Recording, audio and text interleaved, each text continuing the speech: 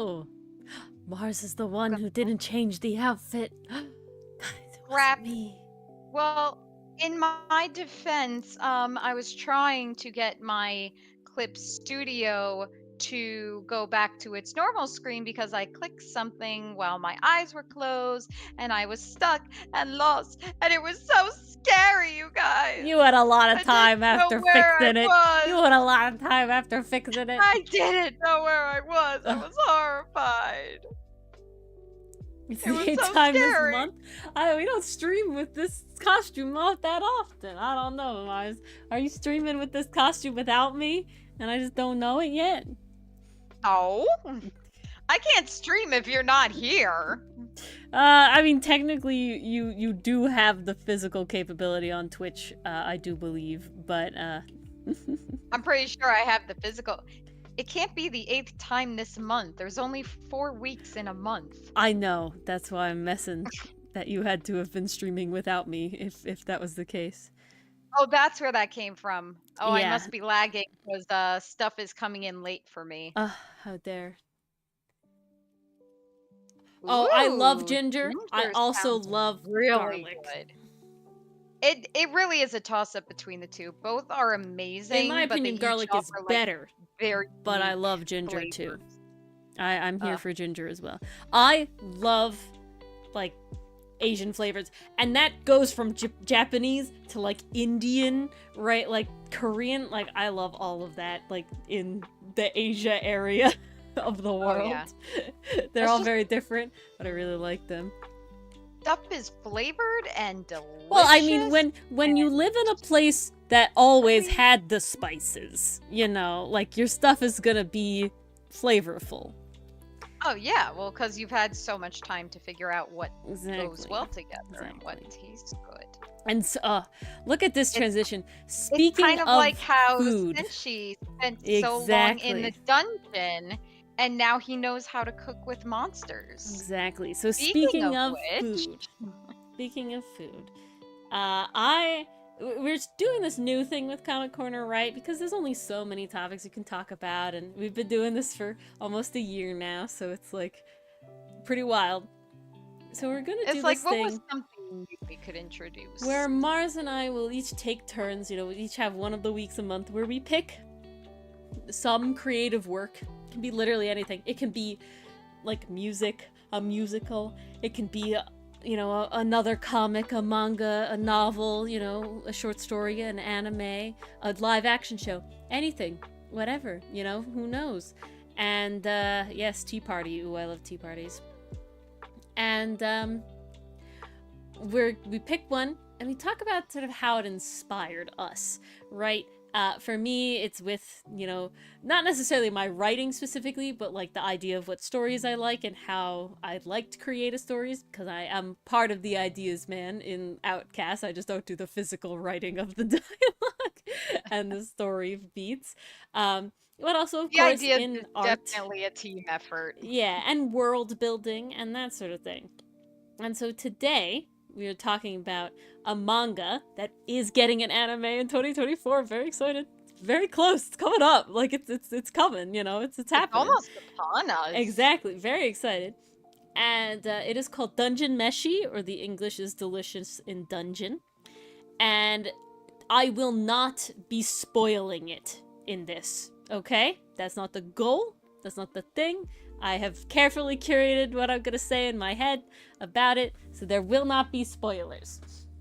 Basic overview of what the story is about is that a team of adventurers has to go into the dungeon. However, they have no money, they have no food, and only the equipment that they are wearing or physically holding at the time.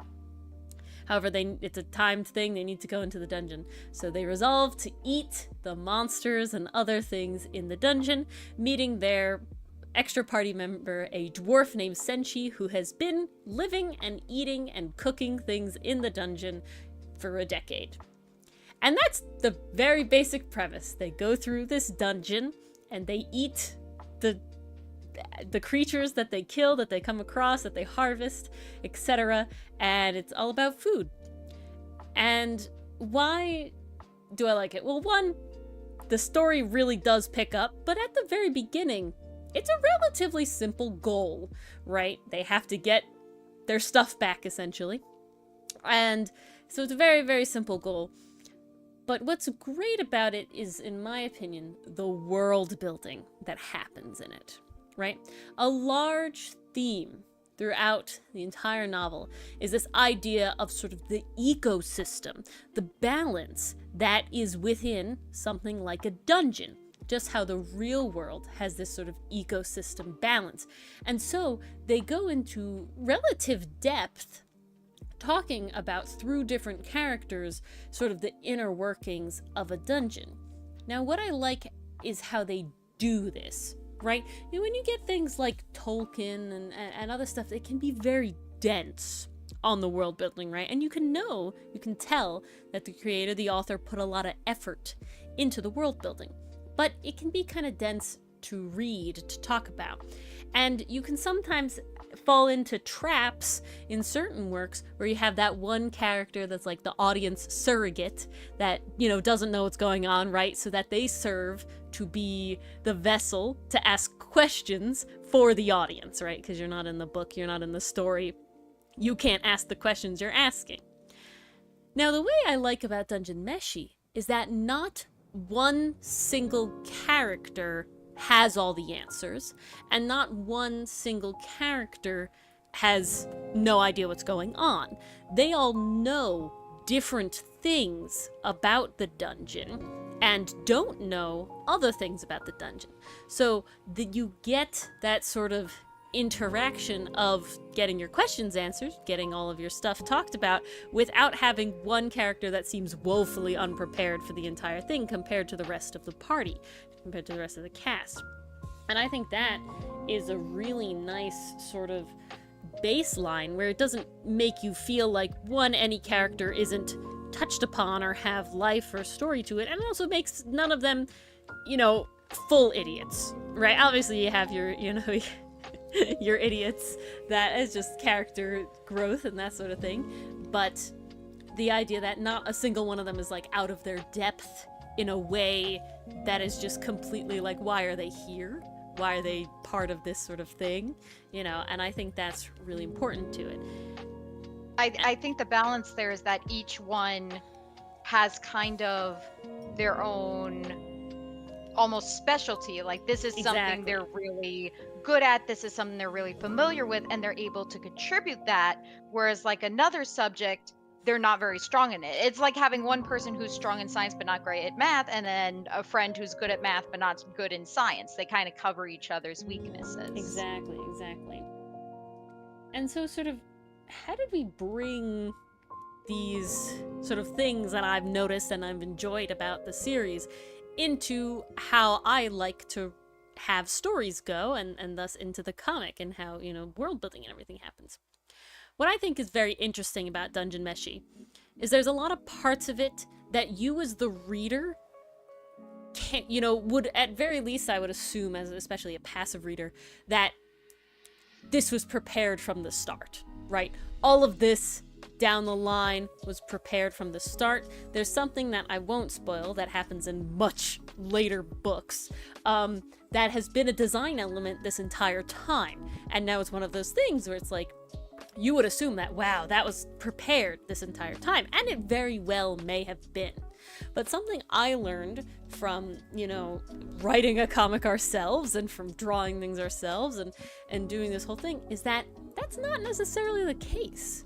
Sometimes you realize that this is an opportunity to give that thing extra purpose, or it just so happens that this falls into place this way, where it's like, that could be an explanation for that, even though maybe it didn't need an explanation in the first place. I don't think this design element needed an explanation. I think the layer that has been added elevates the enjoyment of it, but whether it's not there wouldn't have taken away from it in general.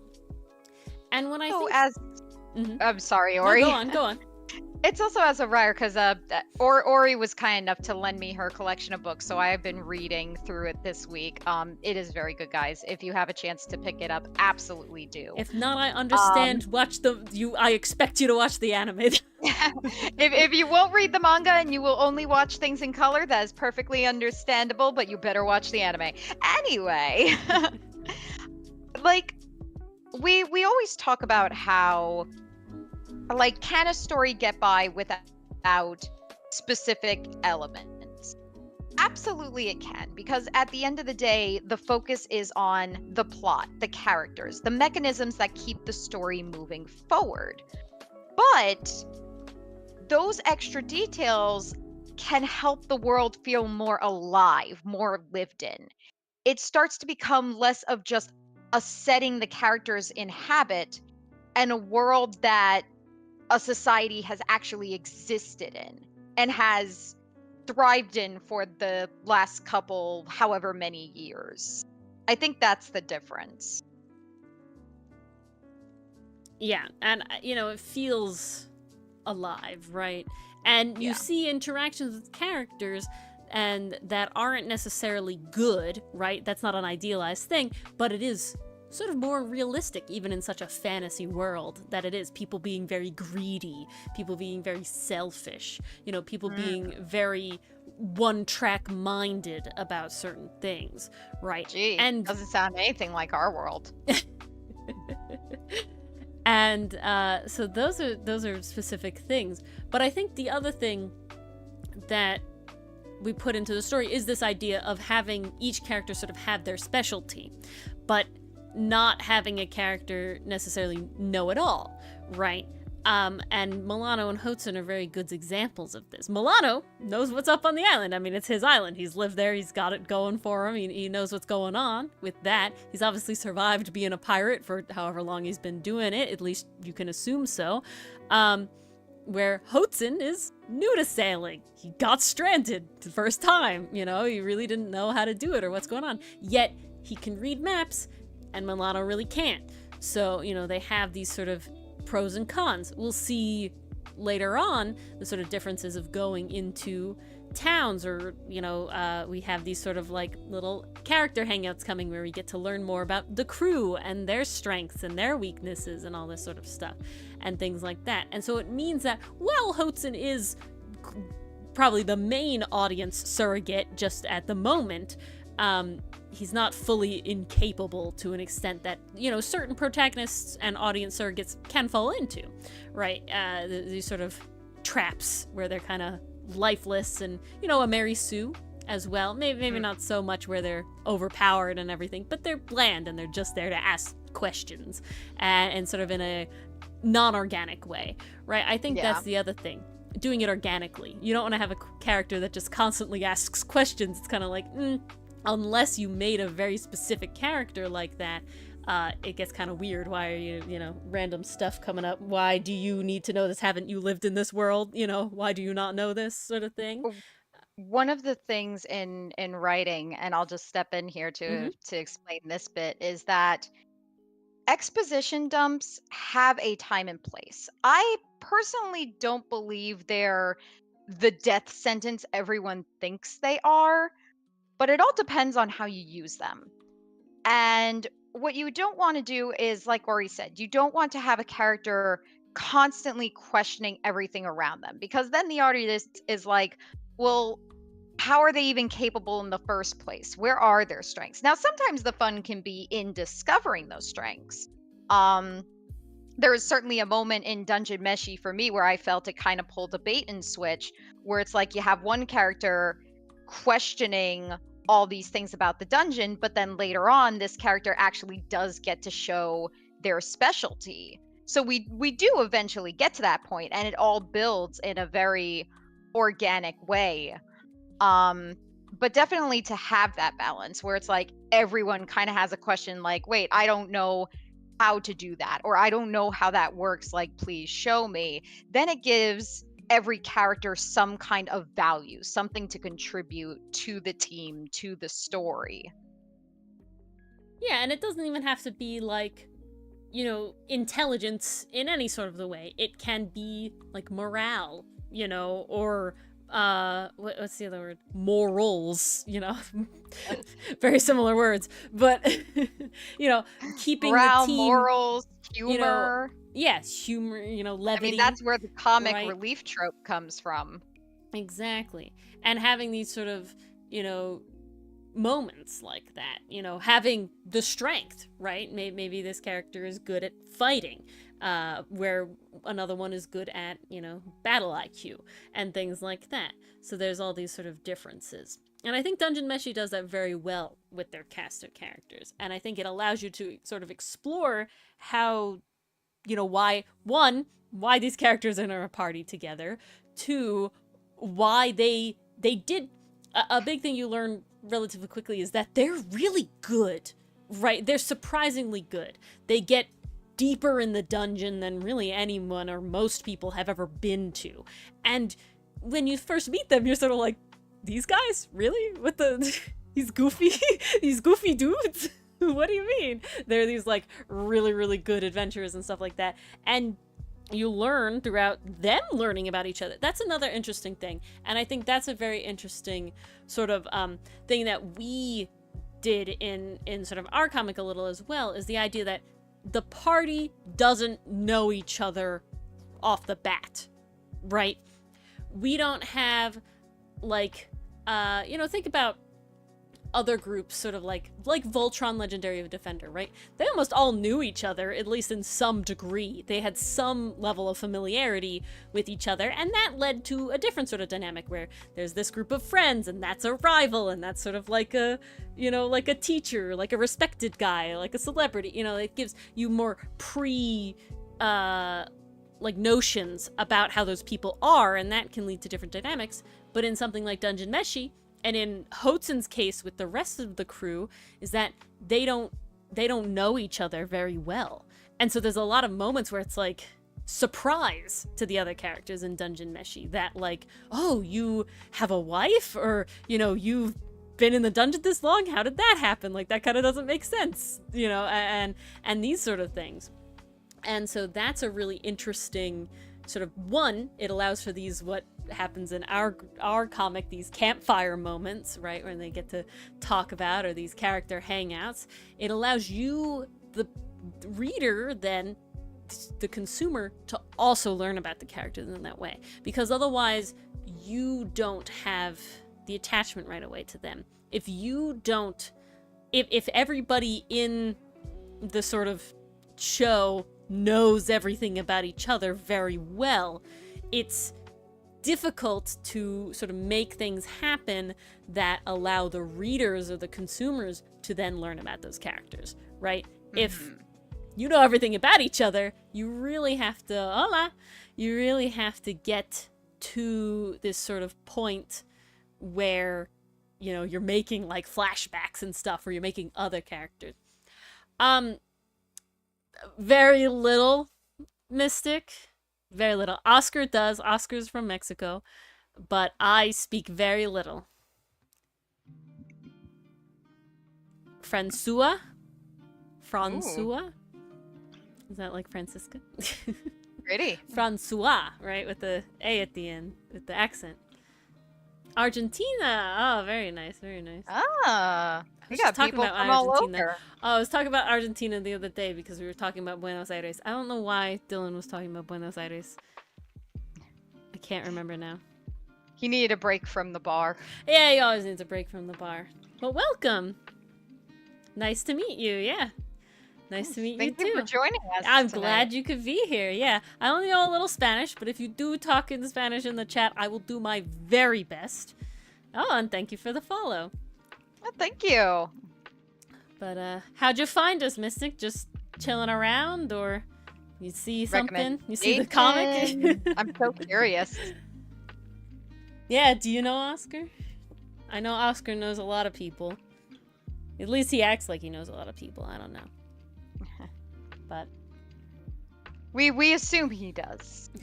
I think that's a nice thing to do. Assume you know a lot of people, right? It's better than knowing no one. Maybe.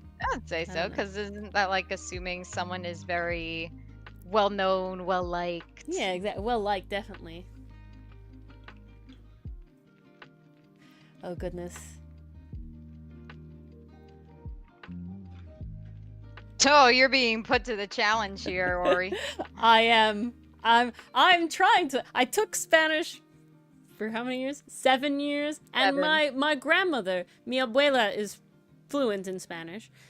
She's from Puerto Rico. And so I know some, but it's something already said you're following, you're subscribing. Something like that. I'm doing my best, but I appreciate it. I'm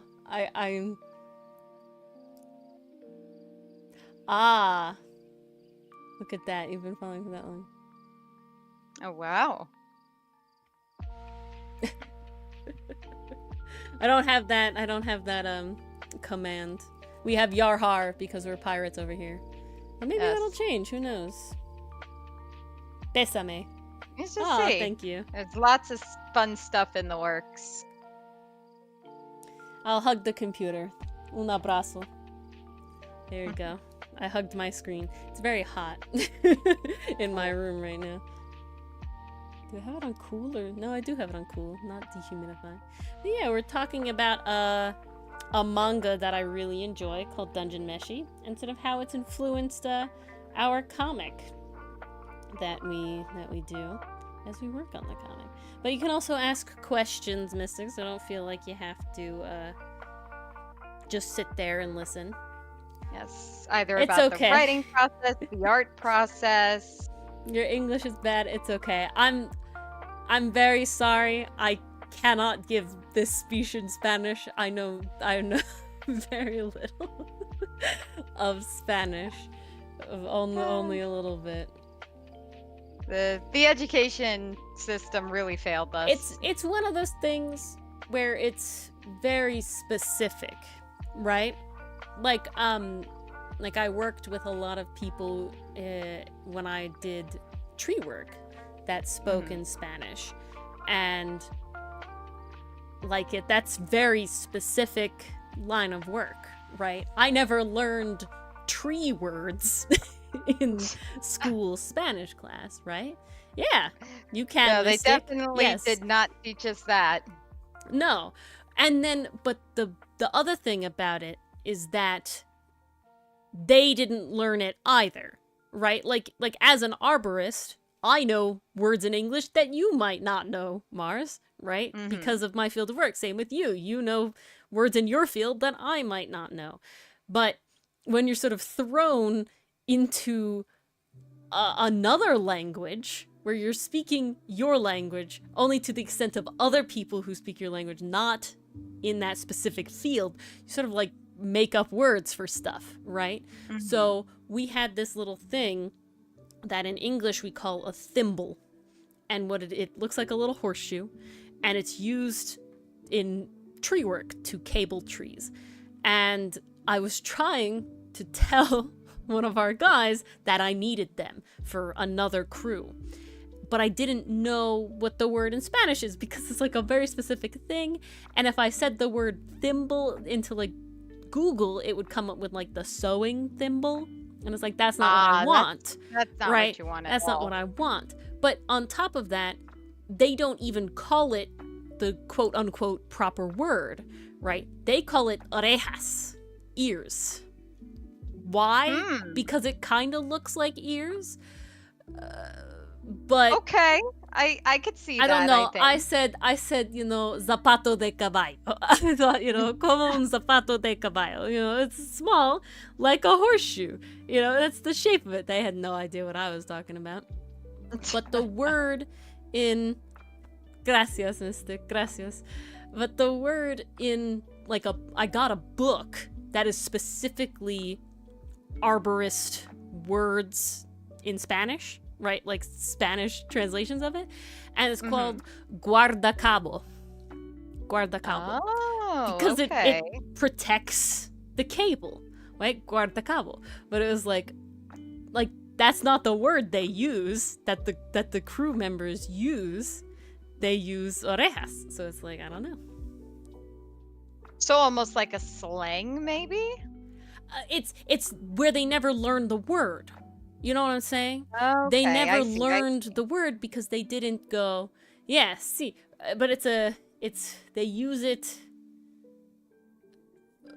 for like tree work. Trabajo de árboles. Yeah, I'm very bad. Only a little. Un poco. Un poco. Pero, yeah, so it's like, I'll look it up. We'll look it up. Thimble. Okay. Tree cable. There it is. Look at that. Look at that. Came right up. This is what I'm talking about.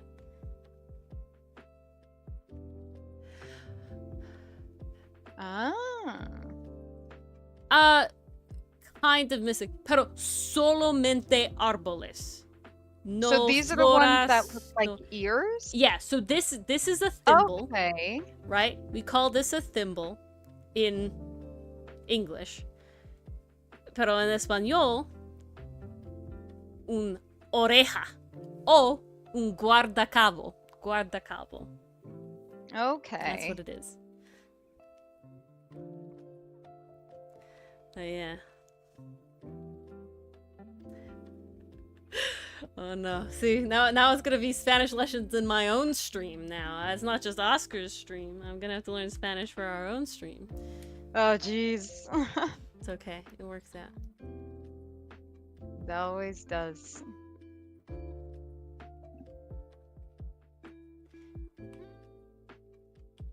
Oops. I can't. Are you missing to send you empanadas, Oscar? Oh yeah, we talked about empanadas. I see. Ah, that's how that Mystic relates and back. Oscar, did you know each other outside of this? Do you know each other from somewhere else? Or you're just maybe from the vibing? same stream, maybe? Just vibing. All right. Very nice. Aw, such a cutie, Oscar. That means she likes you, so it's a good thing. Aww. Ah, all right. I'd say unexpected vibing. Chihuahua's first night home is a success. Yeah, what? Any story update about that, Oscar? Your mom say anything? Yeah, why a random Chihuahua? Just got I'm what so she just wanted curious. one, or did you find it? Like, what happened? Just Like, found was one? it a stray, shelter? A friend? You know, maybe a friend had puppies. I know there are people like that. That's pretty common where we are, where like someone's pet will have little pups or kittens, and then they have to give them away. It happens a lot more with cats, I find, than dogs, just because the nature of how people, let cats outside all the time here. Oh yeah, definitely happens way more with cats. But yeah. That is Dogs the whole don't thing. really get a chance to escape the fence. Everyone panics as soon as that happens, but if a cat gets out, it's like, oh, they'll come back. Which I'll never understand. I Cats are certainly bad don't for the do that environment. with my kitty. We Aww. we live next to a busy street, so I'm not risking that. Saw orphan puppies on Facebook. Aww. How sweet.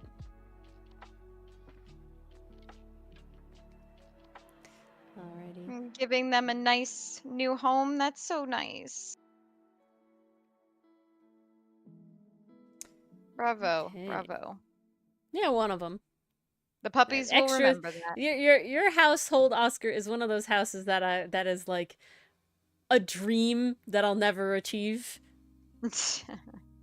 I never say never, so we Ori. say no. It's more like I like a lot of pets, but anything beyond like dogs and cats is a lot of work, right? Like you have to like bird proof your house, like you have to like do all this like cage stuff, and it's just like, you know what? I'm good with the dogs. That is the verb, Oscar. We say vaccinate. To vaccinate her. 3 chihuahuas, And fish. Holy crow. 2 kiwis? I don't know what that word is. Do you know what a kiwi is? Or did you mean to say cats? C-U-Y-S? C-U-I-S? It might be cat. Oh, guinea? I don't... A guinea pig? Oh, like kiwis is short for guineas? I don't know.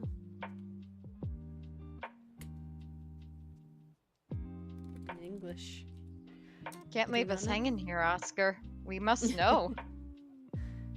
Okay, we'll figure it out. Yeah, guinea pigs! They're guinea pigs. Okay. Alright. I had a guinea pig once. Yep. That is what we call guinea pigs. At least that's what Google says. Guinea pigs are so cute. They are. I had one once. Her name is Valerie. She was black with white. And the dog thought she was a squeaky toy. She didn't kill her, though. But they definitely she definitely wanted her. There's no question there. My father would make guinea pig noises, even after the guinea pig passed away, and drive the dog insane. Oh, jeez. So funny. That is so cruel. Did you know, Oscar? Poor dog. Guinea pigs aren't rodents. They're more like rabbits. Isn't that interesting?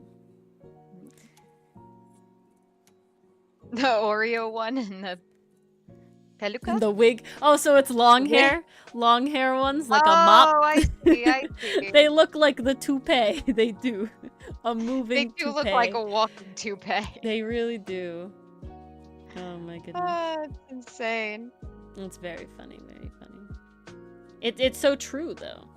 So why not call them Oreo and Peluca? That's their names now, you know? Yeah. You've done it. Accidentally. I think Peluca is a really nice name. So cute. But the difference is, Mars, imagine, the problem is, Mars, it's not English speakers calling their guinea pig Peluca and it's like an inside joke. It's you literally saying wig. It's Spanish speakers It's calling their guinea pig wig. Like, it's literally if we called our guinea pig wig, you know? Well, it's funny. It's definitely not the same as what you're thinking. You know, Yeah, I've there met you go. people It's a bully who- name. I have met people who have named their cats Mrs. Fluffy, Princess, No. Pants, You misunderstand. Britches, Bloomers. We- Like, nothing can be worse than that. Bald. Oh, jeez. That's so funny. The opposite. That's such wild. That's kind of funny. You just throw an S on and suddenly it means bald. Yeah. Wild. Like But hair? no. Mars, I'm not saying that we don't name our animals and even children dumb things in English. There's no question. But there's a difference between us calling our guinea pig Peluca and, you know, someone who speaks Spanish calling their guinea pig Peluca. You know, like there's... Duly noted. So you clearly woke up and the midnight brain went to me. Oh yes, that's how it works usually in our little group here. I'm awake now. You know, it's talking about the Dungeon Meshi. It's the joking about wig guinea pigs. I guess the coloring is just too relaxing for me, guys. It was definitely talking about the Dungeon Meshi. Definitely helped because I needed to talk about it. I needed to discuss. I'm very curious, Ori, because you absolutely adore this series. Yeah. And I don't read manga. Yeah, exactly. So I'm very curious. How did you find out about this manga? Like, who originally put you on it, or did you find it yourself? Question to ask because I can't particularly remember. I found it like before college, so this is many years ago. And then there was so I found it, and I read up to the mushroom one, the one with the mushroom cover on it. I think that's 8. Oh shit, that's the one I just finished. Yeah. That's how far I got, and because it's it's still coming out, so that's as far as I got. And you got a potato idea or an idea to call your guinea pig Potato popped up, Oscar. Which is a good guinea pig name. I in any Potato language. is a fantastic That's a guinea beautiful pig guinea name. pig name. You can't go wrong with that one. That's a good one. But and so if I remember correctly, it was likely Tumblr, right? Because I got into it. When did the first My Hero Academia season come out? Oh, jeez. I could look that up for you. I got it. Season 1 air date. Okay, it aired in June of 2016. So we had just gotten out of high school. Tumblr hadn't imploded yet, so I was still on Tumblr, right? And so, if I remember correctly, I had been told about someone in college to read the My Hero manga, and I was trying to do that, and I was reading on, like, a free manga app on your phone, and Mood. used to have more guinea pigs. I'm so How many sorry. guinea pigs did you It's have? hot. It is hot. I don't know where guinea pigs are from, but it is very hot. And if you don't have AC, that's the other thing about pets. Oh, yeah. There was someone who talked about having chinchillas, right? Chinchillas, they are cold weather animals. So when you have chinchillas, you actually keep your house cold for humans. Like pretty cold. So your electronic bill is, very bad. But yeah, exactly. They bathe with the sand. You can't get them wet. Hello, Enthuse. Yes, you mentioned the chinchillas to me before. And someone who owns 3 chinchillas was talking about that they have literal nightmares about power outages. Because if their power goes out, the chinchillas die. You know what I'm saying? Because they live in Texas or something. So it's literally the air conditioning is keeping these chinchillas alive. And that's the tough thing about owning animals, right? I mean, you can even have that with dogs that are cold weather dogs. Dog, cat. So it's rough. Mountains, see, thank you, Enthuse. My fact guy. Here we go. That's why I'm we had a mystic in here speaking Spanish from Argentina. Yes, it was super exciting, actually. Power goes off twice a week. Oh, yeah. That's the problem, right? So even if you had AC, I don't know, do you have AC? Either way, if the power's going out all the time, it doesn't really help, does it? Yeah. I worry about brown outages when we have heat waves here. And we have, reliable power. We're not even Texas, who had their freaking ice storm shit that happened twice now. One really bad, and they didn't really learn from that. And then it happened again, but thankfully not to the same extent. But, oh my god. So, the poor pets, right? When you take them out of where they belong. That's rough.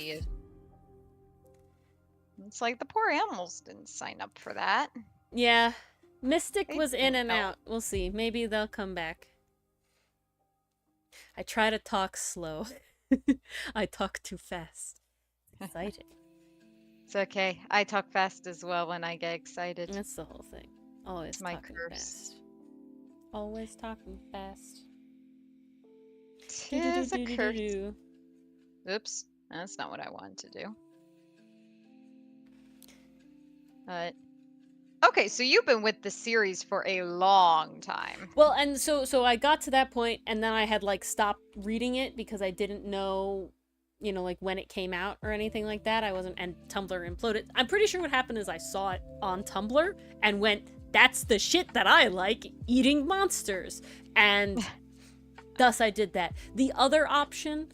No, I think it had to be on Tumblr. I think I had to have seen the cover of the first one on Tumblr, and they did it, Okay. And then that was like, ooh, I'm curious, and I read it, and I really, really, really enjoyed it, because I'm pretty sure that's how it happened, because one of my college roommates, he introduced me into a restaurant to another world, and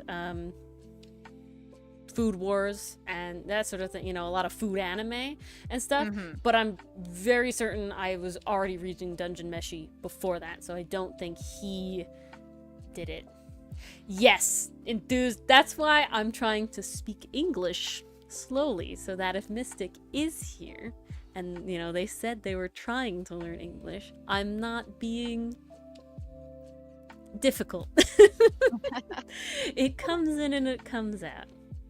So considerate, Ori. So considerate. That's what. So, Oscar, that's how Enthuse said it, is exactly how I feel. Like in grammar or, you know, dialect, even way, right? I am very confident that I have enough Spanish.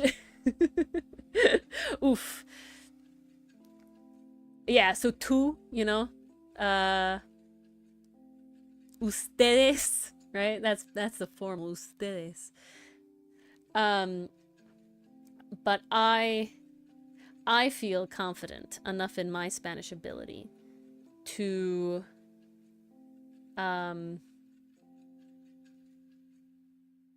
Oops. there you go. It's with the I. It's with the IEN. Wrong one. It's okay. I wouldn't have noticed either. But that if I was dropped in a Spanish-speaking country, I could successfully communicate to someone enough to, like, live, right? As, like, where are things, you know, to eat food and this sort of thing. However, I would butcher it horribly. Not in the pronunciation. I will say I do pride myself a little bit on the pronunciation. It's not that hard if you, like, know how to read the letters, but, you know, what sounds the letters make. I hate when people say the H, it kills me, but it's not very hard. You just removing. I have been on this rant before, so I won't go into it. But yeah, to have an actual conversation is very difficult. I definitely am more confident in writing it because I can take my time.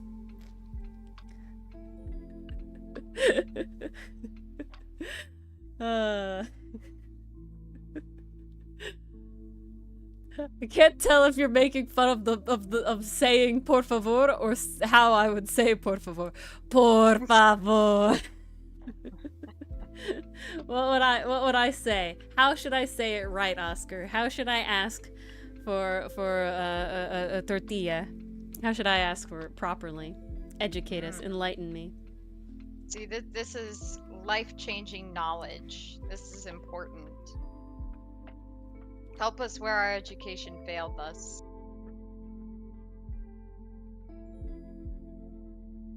Yeah, I agree, Enthuse. I agree. This was very interesting to me. Okay, this is an interesting story.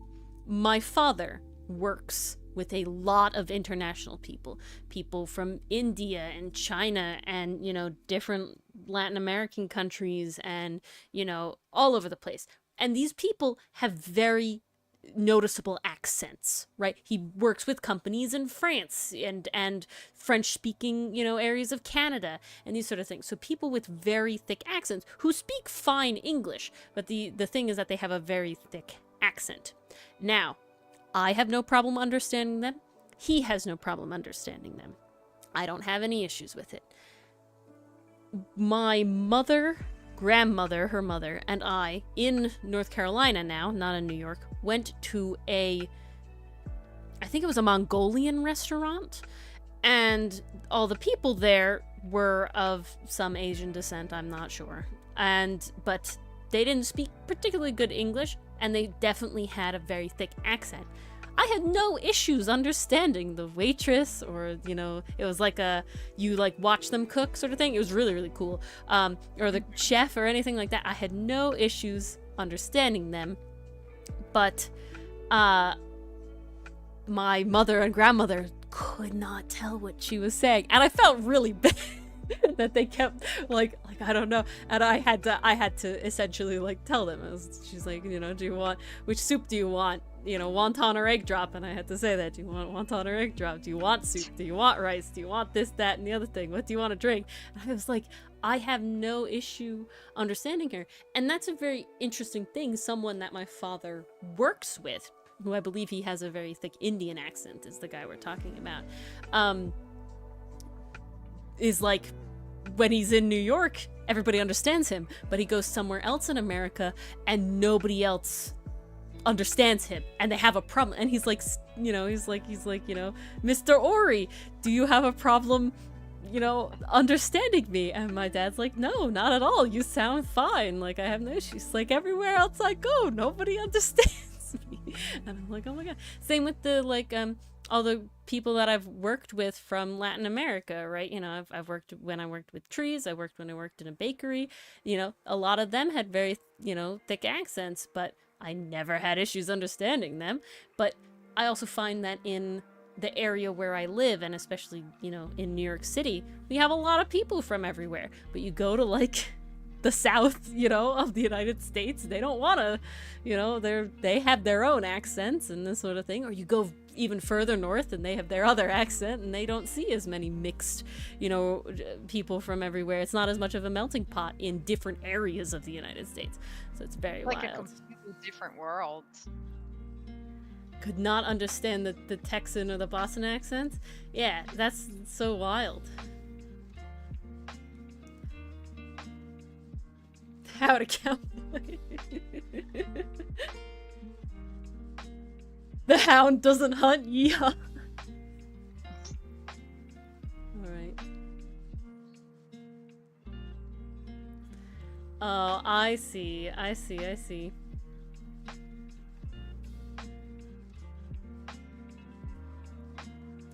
Yeah, it's Oscar, and I think it's because, and I'm curious if you feel this way with Spanish, right? As an American, I know that I butcher the language that I speak, right? Like, that is just a given, in the sense of that speaking English as your first language, you're doing it wrong. There's no specific question. We have specific classes to teach you how to do it right, and we still do it wrong because even in those classes, nobody barely understands. The amount of people who have taken, and I'm not even talking about like people who, you know, couldn't get an education or something like that. I'm talking about people who have taken grammar classes, still not knowing the stupid differences between there, and there, or, you know, where and where, or and were, and, you know, all this sort of stuff, and, you know, when to use the apostrophe. That's just spelling related things, right? That's not a speaking thing. But when you, like, go down the rules of how English is supposed to be spoken, we still do it bad. so many times, and like I said, I have done it so bad. I have written in my first language English so bad that people thought that I was an English as a second language person. Right? Like, that's how terrible I, as a native English speaker, am at typing my own language, right? And this is why I write the comic. I'm a college graduate, and I've still made mistakes in the comic. Jesus Christ, it's bad. And the whole thing. And it's just like, oh my god. Is wrong for saying your friends and me? Yeah, see, that's one of those things. Nobody does it right. They try to tell you, like in school, that it's like, you know, and I, right? It's always something, and I. Nobody gives a shit. Nobody cares. Yeah, it literally doesn't matter. But they will take off points for it on your tests, on your, like, essays and stuff. And it's like, what? And then there's a certain point in your life when nobody cares. Same with the may I go to the bathroom versus the can I go to the bathroom, right? That one. So technically, Oscar, when you say something and yourself, it's supposed to be and I, right? Mars and I, my friends and I, my father and I, right? That's the quote-unquote proper way to do it. Nobody cares. My friends and me is fine. Mars and me. Yeah, my dad and me. You know, we went over there. Exactly. No one actually cares. The other big one, Oscar, is this is a common joke in, like, and gripe, I would say, in America, is the idea that we say, hello, treasure chest. Welcome, welcome. Hi, treasure chest. And that is the fact that raising your hand and saying, "Can I go to the bathroom?" versus saying, "May I go to the bathroom?" They'll be like, "I don't know, can you?" Because can is the physical ability to do so, I guess, and may is the am I allowed to? So how I was taught, puedo is can. Puedo ir al baño. I can go to the bathroom. That would be can. That's what I learned. But I don't know. But see, my thing is I don't know what may is in Spanish. They do the same in Spanish. Puedes. What would be may I go to the bathroom? Yeah, but nobody cares. Nobody cares. Once you pass a certain age, nobody gives a shit. No, you know, unless it's a teacher that's a real like hard ass, nobody cares. You know, in like elementary school, maybe middle school, they'd be like, I don't know, can you? And then you get like past that and like nobody cares. Yeah. Those jokes were always the worst. Me permite? I see. Me Like, permite. Me permite. I'm just asking a simple question and you're being a smartass. Yeah. But it's like, again, nobody cares. They are interchangeable. You know, if I'm being honest, I can't remember the last time I said may outside of maybe.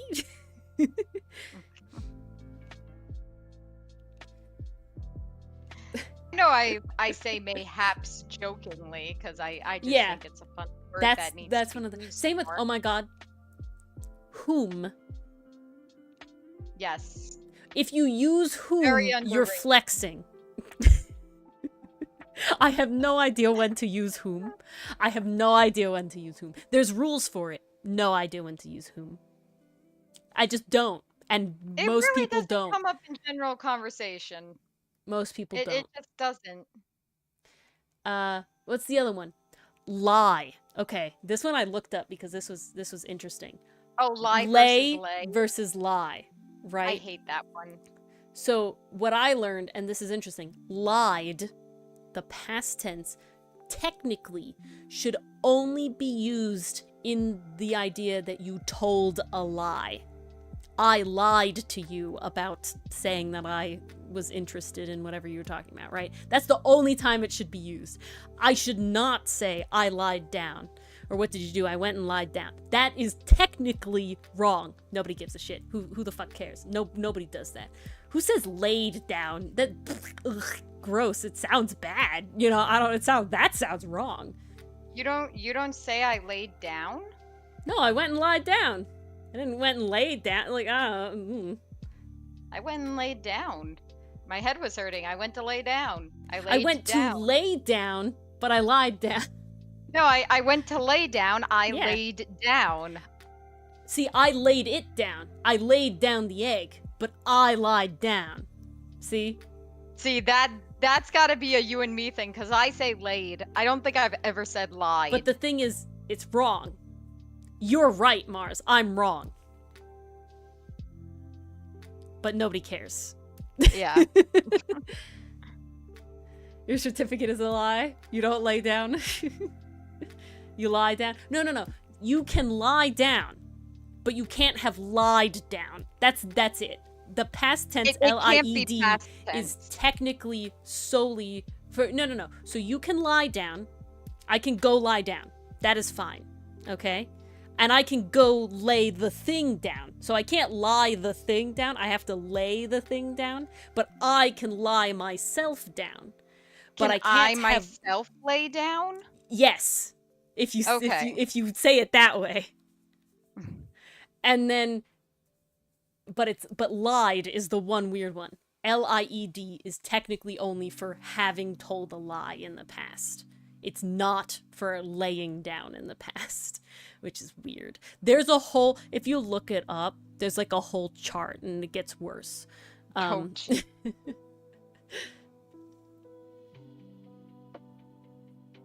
Is it not or ain't? Depends on what I'm saying. Depends on what I'm saying.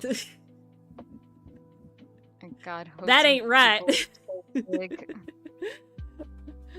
I don't know. It's same with like y'all. Sometimes I say y'all. Yeah, that's fine. I We know a definitely have couple our slang, different ways of Oscar. speaking depending on the context and our audience. It's called code switching. Like, I would Mm-hmm. not talk to, say, my professors the way I am talking on stream. Mm-hmm. I would start speaking probably more formally, more academically. I might even throw a bigger word in there just to impress them. That's called code switching. That is weird. Okay. Oh, we're that was both odd. working on eyes. Oh no, I'm working on the hands. But yeah. Ah, Yeah, exactly. So code switching, Oscar, would be similar to like in scenarios where you would use usted versus tu. You know, using more formal words and language than more slang language. I wouldn't go up to my professor and say, hashtag let's go, what's up, bro, let's hang out. I wouldn't do that. But, you know, that's just not I wouldn't proper. go up to my professor and say, that's sussy wussy. Yeah, I would not do I wouldn't that. do that. Another thing, But I would do that on stream because I know it's appropriate for the context. I know my audience. one thing I say, this is a very specific case. I have a friend from college, and he really likes to use the term dog, right? DAWG, right? Like, what's up, dog? Yeah, dog. You know, how's it going, dog? Like that, Classic. right? And then, I never use dog unless it's quoting one thing and talking with him. When I talk with him, we use dog all the time. But if I'm talking and he's not there, I never use dog, except for don't even trip dog, because that's a quote. Don't even trip dog, that's a quote. But otherwise I don't. Like outside of that one very specific instance. Yeah, and talking with him. I call him dog, right? That's it. I don't call anybody else dog, but I'll call him dog because that's his thing, you know, sort of thing. And it's just what you sort of get into. And it But just you sort of have happens. that knowledge, so you know it's appropriate. Yeah, exactly. Whoops, But yeah, what the exactly, hell? Oscar. So usted is sort of an example of the code switching, right? Using usted versus using, you know, tu, or yeah, going more into swing like gui. Hillbilly slang. How'd you like her? Yeah, that one's good. I like I might could. That's one of my favorites. That's a quote that I quoted, but it's correct slang. I might could. I like that one. I'm Yeah, I surprised use a lot of y'all. heart hasn't said that one yet. Yeah, lot of leans into a lot of like weird ones. You know, it definitely shows the time. I would say the cowboy and Lotta slang that they use. Oh, definitely. I speak New York. What are we talking about now? That's upstate New York. He's an upstater. His dog New York. I don't know. But yeah, so those are the sort of interesting language things. But that's yeah. I think the main slang I know Spanish is "Estoy salao," and I learned porfis. Right, Oscar? You know, I did that. Just doodling. This is our comic treasure chest. I am drawing for our comic. It's called Outcast, and there was a link a little earlier, but I can put it in again. And it is available. It's a fun little thing. It's about like found family and some goofs and all that sort of stuff. Welcome back, Cool Cat. Character growth. Yeah, character growth. It's drama. There will be some action. We're not there yet. It will be a bit, but there will be some action. And those sort of things. We also have a Discord you can join if you want to hear more about that and talk to us essentially all the time. I'm chronically online at the moment, so you know we have other things like that. But yeah, I am definitely online a bit more than I used to be, so that's been nice. Mars made an effort. Very nice. Yes. Mostly Spanish, Cool Cat, and the stupidity of English. Someone, I think it was Aragorn, sent that video of Lois Goofterville or whatever. I can never remember his name. The like universal language guy who does like a lot of French and Spanish and English stuff, and yeah, it's just he makes fun of French, but he makes fun of English. He makes some fun of Spanish, but it's mostly French and English because I think those are his main languages, and Spanish is like another one. Yeah, everyone gets a English chance is to get way kind of- more than 3 languages in a trench coat pretended to be one. Chamba, which means your job. So I would say like let me even think of a word where I would use the word job in a sentence. Okay, I'll do that chamba? job. You know, donde Where's your voy job? a la chamba. There you go. Okay. Voy a la chamba. I've told that Spanish story about the library, right?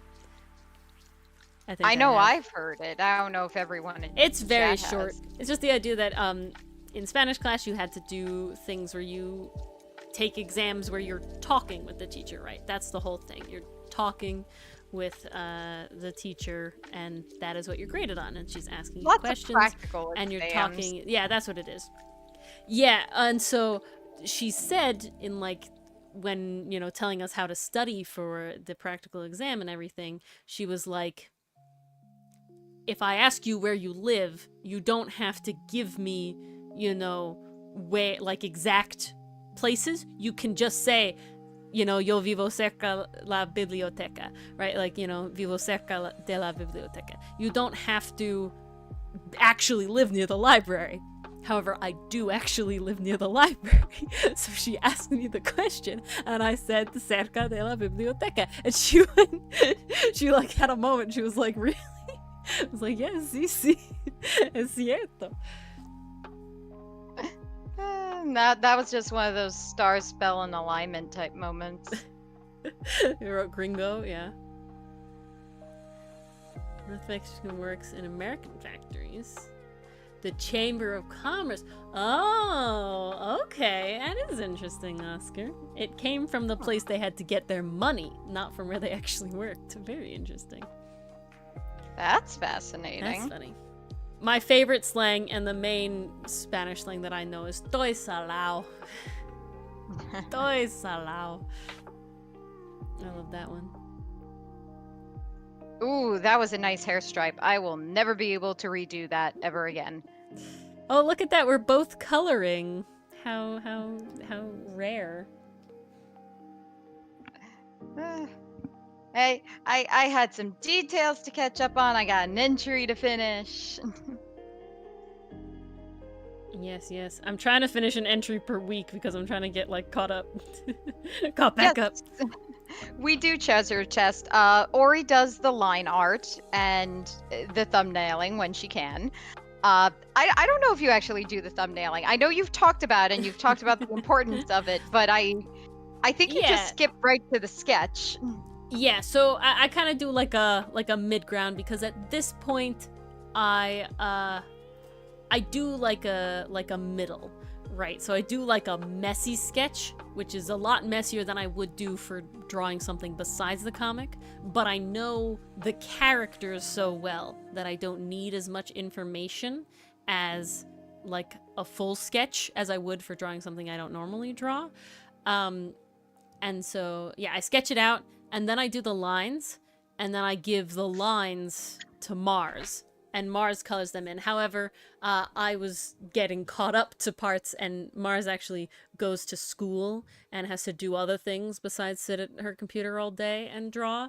So I caught up to her, and so I do some of the coloring now again. I colored like a bunch of the first ones, and then it comes back to me. She just does the flats, and not even necessarily all the flats. Like, she won't color the knife that he's holding, the hori hori, and anything like that. And so I mean, I could, but yeah. But never told me what color you wanted. Oh, criminy! Jeez. Oh no, what you doing?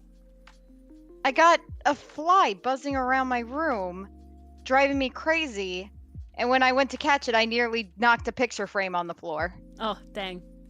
And then, so she gives it back to me, and then I finish up with the backgrounds and the shading, and then all the bubbles and the panels and that sort of thing. Yes, so it is very much a team effort. There was once Cool Cat. There was once so many flies. Yeah. So treasure chest. We make the idea of the story together, and so it's like we like brainstorm and stuff and do that sort of thing and come up with the ideas of each scene and what we want to see in it. But then Mars alone essentially writes the dialogue and sort of, you know, runs it by me and stuff like that. But I don't enjoy writing particularly, so I literally, this comic would never happen if Mars wasn't the writer. So yeah, I love writing. I love that's creating how it works. stories. I love seeing how characters can grow and evolve during a story. That's definitely my bread and butter.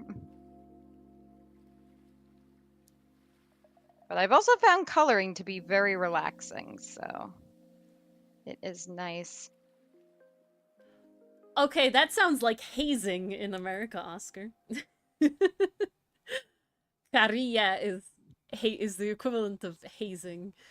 Oh, yeah, I agree.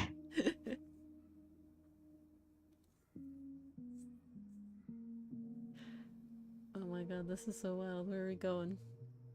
I don't know. We oh yeah. We had the so I worked with a lot of Latin Americans for tree work, but we did have a couple of guys who were, you know, from America, who were American, right, and didn't speak any Spanish or do whatever, anything like that. And inevitably, they all got like a nickname like that, right? And my favorite was Baco Blanco, the white cow. He was the white cow because he was pasty, but he was a big dude. But they loved him, right? It's one of those things where it's very much like, you know, a camaraderie thing, right? The carilla, you know, as Oscar it's saying, the how much insulting nickname hazing that you can come up. assigns camaraderie. Well, yeah, well, it's like Treasure Chest is saying, you know, when he worked with a lot of Mexicans, they kept writing gringo on his like coffee cup and everything, and it's like, you know, at a certain point it's not like a mean thing, you know, it's like an endearing thing in a way, right? So it's very funny. Yep. My favorite treasure chest, so we would have like barbecues in the summer, and while the company would provide like hot dogs and burgers and stuff, eventually they all started bringing homemade tortillas and like chorizo and everything like that, and that was great. That was delicious. Now that's a picnic. Yeah, exactly. When their food is that good. Okay, so there's this little mouth. We've never did backpacks on fire. The big one that people would do was they would turn the backpack inside out and shake everything out of it. That was a big one for a while. Sorry, there. backpacks on fire? Apparently, yeah, they put backpacks on fire, Oscar's saying. Yikes. That was a big one. It depended on what you were in, right? I would say that, like, in general school, I wouldn't have said that, like, there was a lot of just general, you know, friend group hazing. However, we did band camp, we did marching band, and hazing was bad in marching band, especially I got lucky. It was actually surprising. I don't know why. How bad did it get? Oh yeah, there was ones where it was like the big one was you had all the freshmen were like forced to carry all the bags and stuff of like the upperclassmen and everything for a lot of them. There was like chug you know, there was like do those things like the gallon of milk challenge and stuff like that. There was like streak naked, you know, there was like what was another one? I'm trying to remember exact ones that did happen and everything like that. There was one that was like you had to like fountain from the drink fountain, right? Like they would shove your head under that and like you had to drink it. Lots of those things. But it was very funny. When I joined marching band, I was part of the drum line, and I was one of 2 freshmen for the bells. We played the bells, the xylophone, right? And I was one of 2 freshmen for the xylophone, and we had a significant amount of our class. And however, for whatever reason, I got not at all hazed at all. Nobody bothered me at all. The other girl, Good. terribly hazed. I felt. Oh, jeez. it's like at a point where it's like, what do you do? You know, like It's you're like a you almost freshman don't want to at draw a new attention school. to yourself. You don't know but, anybody like, here, and it's just like I just accept Wow. that I got lucky, and I just sort of skated by. But it wasn't like I was unnoticed, right? Does that make sense? It wasn't like I was invisible and nobody knew I was there. They just didn't choose me as a target, and it was It like, just okay, wasn't cool. terrible. Yeah, I don't know. That's weird. It's like, why did you spare me? Oh my god. Dang enthuse. So you liked that he had to do that then, because you didn't like him. Yeah, I will say we take fire rather seriously in American schools, so at least at my school we did not set Crazy things on fire seriously. very often. I don't know about any time anything's set on fire.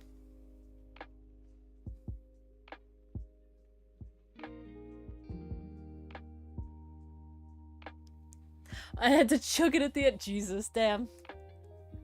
Holy crap. But yeah, we don't mess with fire at American schools, really. It's actually funny.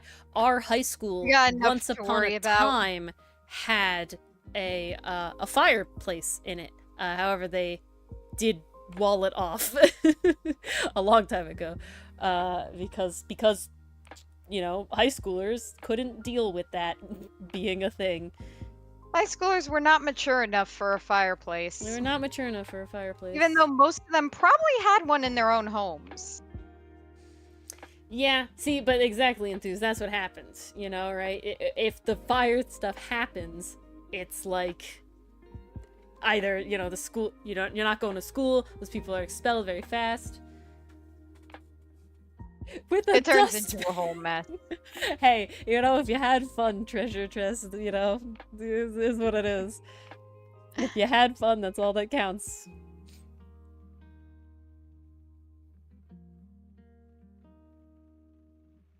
I keep having this like little fear moment, Mars, where I look over the screen and I'm like, oh no, she's on the same one. And then I'm like, oh no, that's my screen. That's my screen. It's the Sided Hangout. It's just happening for a very long time. No. I'm saying that like we're coloring the same one. Is like I keep looking because I keep looking at my screen and seeing my screen and being like, I'm on that panel. It's like, oh no. Oh, no, you're I'm not. on. Long time no see. Good morning. What time is it? Okay, it's not that late. I have woken up. How have you been, Amon?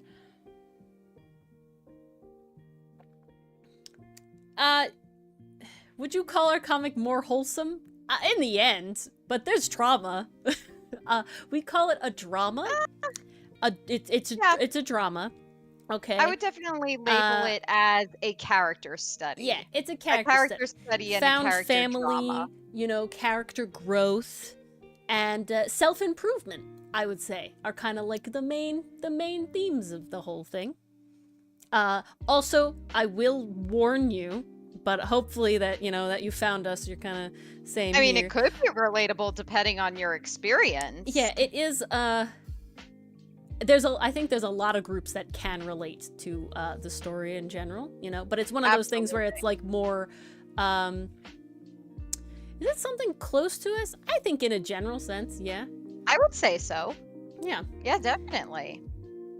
And, but it does have animal characters. Not full-on furry, but they are animal-like. Here, we can show pictures, because of course we can. Because that's the beauty of the wiki, because it's right here with everything else. It's so nice to have that. It is very nice to have that. So this is the most animalistic main character. Yeah, exactly, Enthuse. Found family is the main vibe. He's the most animalistic of the main characters, but you also have, like, Bird Guy. This is Aster.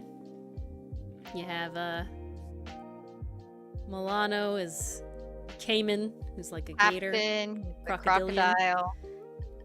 And then you have Sinnit, who we're coloring mostly right now. He's a shark. I don't think there would be a shadow there, actually. And then, Hotsun, he's the not animal one. He is the main character. He's the he main is character. A Yes, searcher Sushi Guy. who landed Oscar, himself on an island. you know, you don't know what saying that did. You'll never know. Oh, jeez. Blew up in the face of DM. Oh no. Yeah, it's been hot. Oh, Today's that's actually cooler than awful. everything. Oh, I read that wrong. I thought you said it did blow up in the face. I didn't read the May bit. Hopefully it doesn't. No, I appreciate it, Treasure Chest. Yeah, it was actually kind of fate. It was kind of funny. So Mars and I have known each other since middle school, but I wouldn't say we were like crazy close in middle school. And then in high school, we were still like kind of, you know, in a couple of the same circles. We hung out once or twice as like a group with a group of people, but never anything like really, really close. And then when we went away to college, I don't exactly remember what happened, but we decided to, you know, be messaging each other and We just talking started more. talking on Skype again. I Yeah. think I just wanted, like, to hear someone from back home, Yeah, honestly. I don't remember. I think I was feeling I- kind of homesick. Well, it worked, you know, the friends that I had considered the ones that would stick through me for college, they didn't talk to me at all. And so, you know, it just kind of worked out that we were like, we found each other again. And then we had talked, and like I visited her at college because she was like in between where I went to college and where we live. And then, That was a fun weekend. and so we just started hanging out a lot more. And then saw each other through con profiles. No. See, I would not. The thing that allowed me to like know how Mars thought about it, when I visited Mars at her college, right? She showed me this anime because I had gotten independently into anime. She had gotten independently into anime, and she showed me this anime. And I think that was the moment where both of us knew, like, yes, this is the friend. Yeah. This is the friend. We got it. She recommended this anime. We watched it. I was like, hell yeah. And she was like, hell yeah. And we were like, hell yeah. And it was great. And Like, then, hell yeah! They were like, hell yeah! Exactly. And then Such a good show. and then That anime was Servamp, by the way. Yes, if the anyone anime wants is to check it Servamp, out. and so it gives that little bit of like, they're kind of furries, you know, kind of in the middle thing. It all works out.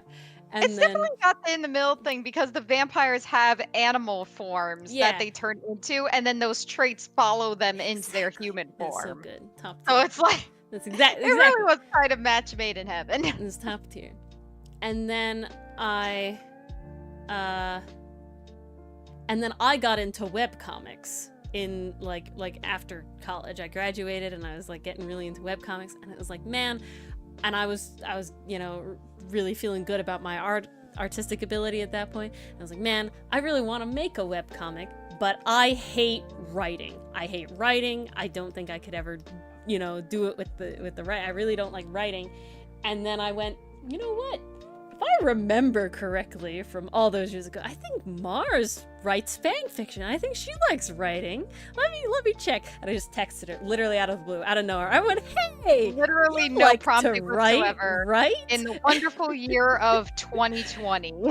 Early 2020. And I was like, yeah, you like to write, right? And she was like, yeah, It's like, yeah. I do. And I was like, want to make a webcomic? And she was like, yeah, sure, why not? And Mars can say that she wasn't super sure if it was gonna be like a whole thing or not, but you know, I think almost almost 4 years. Is it 4 years now? I think 3 years. 3 years. Maybe? Oh, geez. 3 years. 3 years. It's only years now. 2023, or Yeah. geez. Okay. 3 years now in. I think she's accepted that it's permanent and it's. Oh, it's definitely something we're running it with. It's something I'm very passionate about. I don't think I can go 5 seconds without somehow mentioning it. Because I'm just really proud of what we've accomplished, what we've done together. And it's really cool to see the fruits of those labors come together in a cohesive, collaborative way. Wow, I feel like I'm talking about clinic. I see what you're talking about, Amon. But it's been really nice. It has It's been a really fun fun. experience. And we do count ourselves very, very lucky that, you know, we've worked so well together. Because that's the other thing. You can be friends and you can not be good, like, work buddies. I know a few people who I consider friends that I would be like, I would never work on anything with you. I do think that it does harken back to, I was pretty confident. Mars and I actually did Spanish class together a couple times. And we worked on group, like, partner projects together. Group projects. And we just posted chapter 1 in January, Enthuse, but we had been working on it since, like, summer of 2020. Like when we say it's a labor of joke. love, we really do mean that. So we've been working on it a lot longer than we've been even promoting it or trying to do that or anything like that. And so it was like, so I kind of had an idea that, like, Mars and I did work well together because we had fun on those Spanish projects and we went pretty freaking ham. And I knew she did her work and she knew I did mine. So ham. I think it was kind of like this little thing. Exactly, Oscar. It all came together in the end, which is really cool. Okay. This is a question, Mars from Treasure Chest. How do you write a character that isn't your own personality? So it's very interesting. I think a lot of it comes from exposure. I consume a lot of media. Oh my god, why is this fly back? Sorry, guys. He wants you. It's driving me crazy. Oh my god, it has a buddy. Why does it have a buddy? Get out of here, please. He said the good food was in here.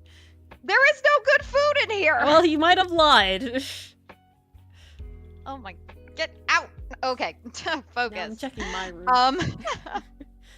No, Ori, all the flies that were in your room last week, they came to mine. Good, they can stay over there. I don't want They must have heard that this is the place to come. I'm like, no!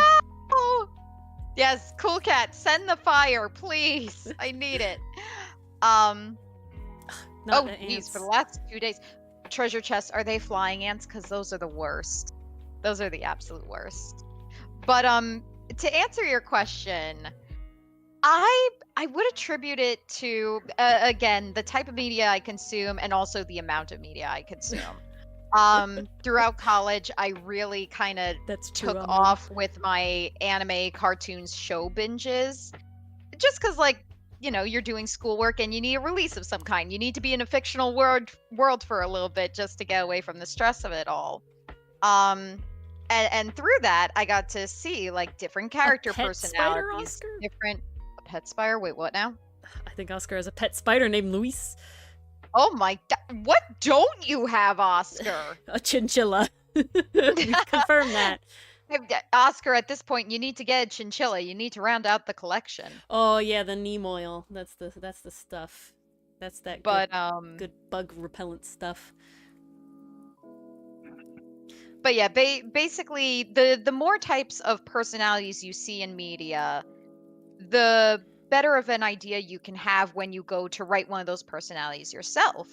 And of course, it doesn't only just come from media. It can also come from the various people in your life. That's what I was going to ask. As well.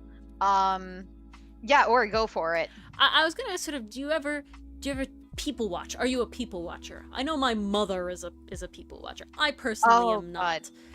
I was such a people watcher in college. Thank you for the follow, Treasure And this was something I kind of enjoyed doing, is that I would people watch, but I would do it with music in. So I couldn't hear what they were saying. I couldn't, like, hear what was going on if they were in a conversation, like, I wasn't eavesdropping or anything. I was just people watching. But Oh, that's a vibe. Cool cat. when you do that, you only have their movements to go off of, their facial expressions to go I off love of. the Aragon And series. that can reveal a lot about a person. I love those books. To somebody. So yes, I I don't know if I still consider myself a people watcher. To be honest, I have not been given the time to do that. I will say though, my profession kind of forces me to be a people watcher. I need to be very observant of somebody's mood, how they're feeling that day, how their motivation is, if there's something Aragon not is such an typical happening that day. No, we talked about Aragon. So briefly. you learn a lot about people through that, and you do kind of adapt it, because when I'm scripting for the comic, I'll sometimes write little directional cues for Ori, like, okay, when this line is said, this is the face I'm imagining that goes with that, because this type of face will deliver a different impact than this facial expression would. Good night, So cool little cat. things like that. Good night, cool cat. Thank you so much for coming back. We love having you. Treasure chest. I can't tell if you really like Aragon or you hate it at this point. I don't know. Treasure chest. Is it Aragon the book series or Aragon the movie? The movie is bad. No, we're talking about the series movie because is they're crap. talking about Inheritance, which is the last one, I think. No, not the last one. Second to Inheritance last? is the second one? Now I can't remember the order. I read them so many years ago. I'll be honest, It is never the last read. one? Okay, I can't remember. I know I read the first 3 before the last one came out. I do remember that distinctly. So, I read them pretty early as well. I didn't go to a midnight release. I can't. I'm so curious about your age now, Treasure Chest, because while I didn't go to the midnight release, I do know that I was certainly alive and have had read around the other books before Inheritance. If we're saying Inheritance is the last one, before Inheritance came out, so I physically could have gone to a midnight release. 30? Okay, so you're older. We're 20. I'm 25 soon. Oh, but not that much older. Yeah. But yeah, so I had read the books beforehand.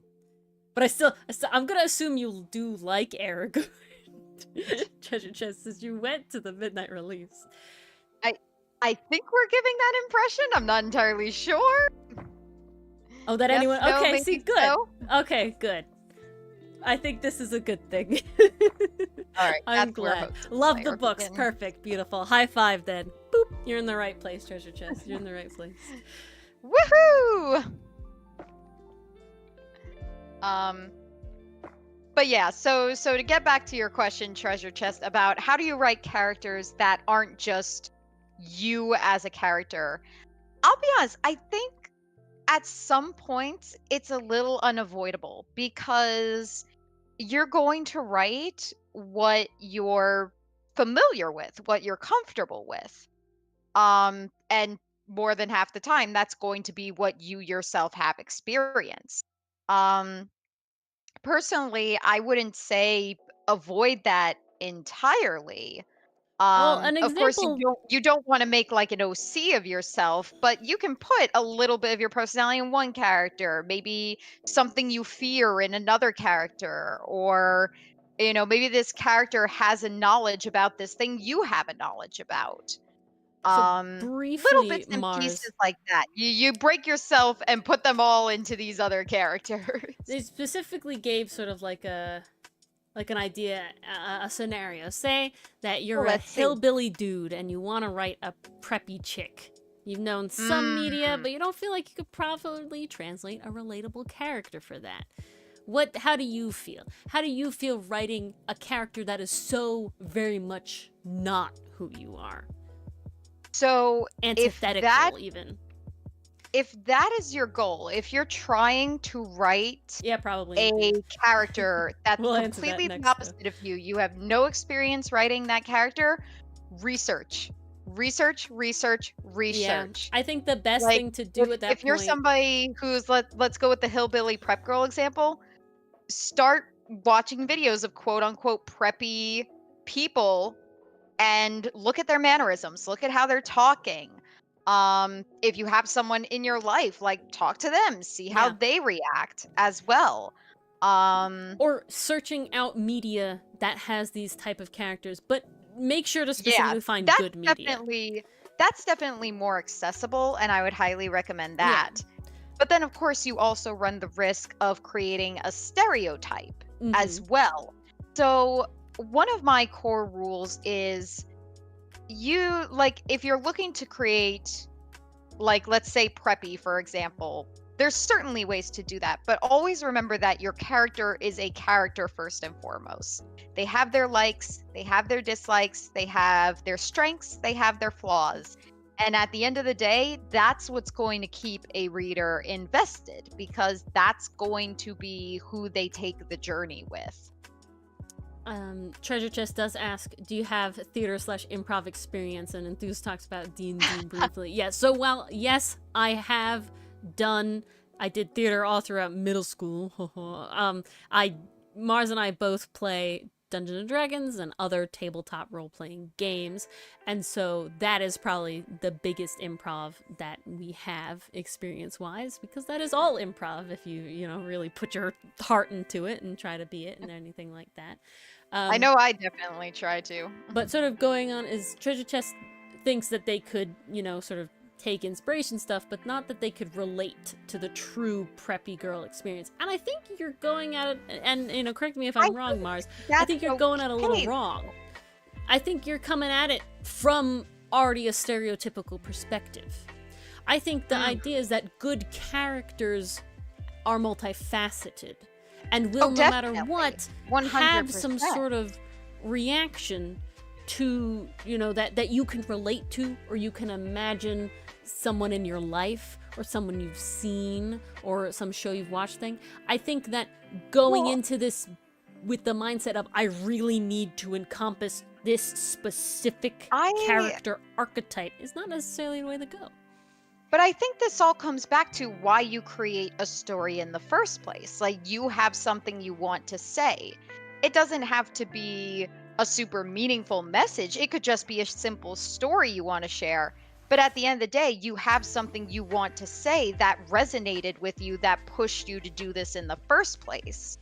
So it's always going to resonate with you. It's always going to have meaning to you in some way, shape, or form, would be my argument. All right, a hot take of someone with zero theater and improv background. Is character writing turning off the self-critic in your brain? Like saying no to doubts and going all in? Sometimes.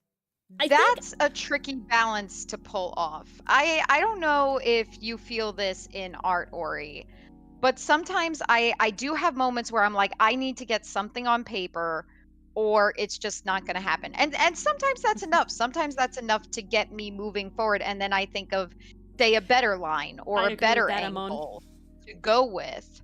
But then other times, like, if you write something you think is really, really good, and then it turns out, well, maybe that wasn't the best thing to go with, I think you always kind of have that little critic in the back of your head, but you can't let it take over, like you can't let it stop you from creating, because then you end up with the dreaded writer's block.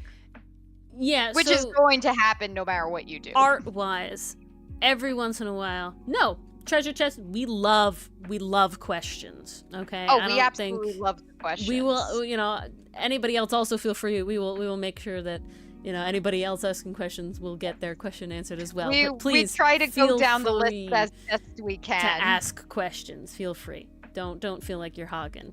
This is sort of what this stream is about. Comic Corner, we love to answer questions like Yeah. this. This is exactly why we do this stream. Believe it or not, Comic Corner isn't just about us rambling about our lives. It's very much not. The idea is to please us. It's supposed to be about the comic. Then go ahead, Oscar. But what I wanted to say is, yeah, every once in a while I will get into an art like slump where it's just not happening, right? I'm trying to draw something specific and it's just not happening. And in those times I have done what I like to do is I like to get like an expression sheet. A lot of artists have made like expression grids of stuff with like little emoji looking things, and then I like roll dice essentially for which of the Outcast characters and which emotion, and I give myself 15 minutes to do a little doodle of it, and I feel so much better after that. It's just like our mind reset, and then everything is great, and and it's really good. But yeah, so I think you're partaking in a simple, familiar task, sometimes, but you're keeping that artist muscle going.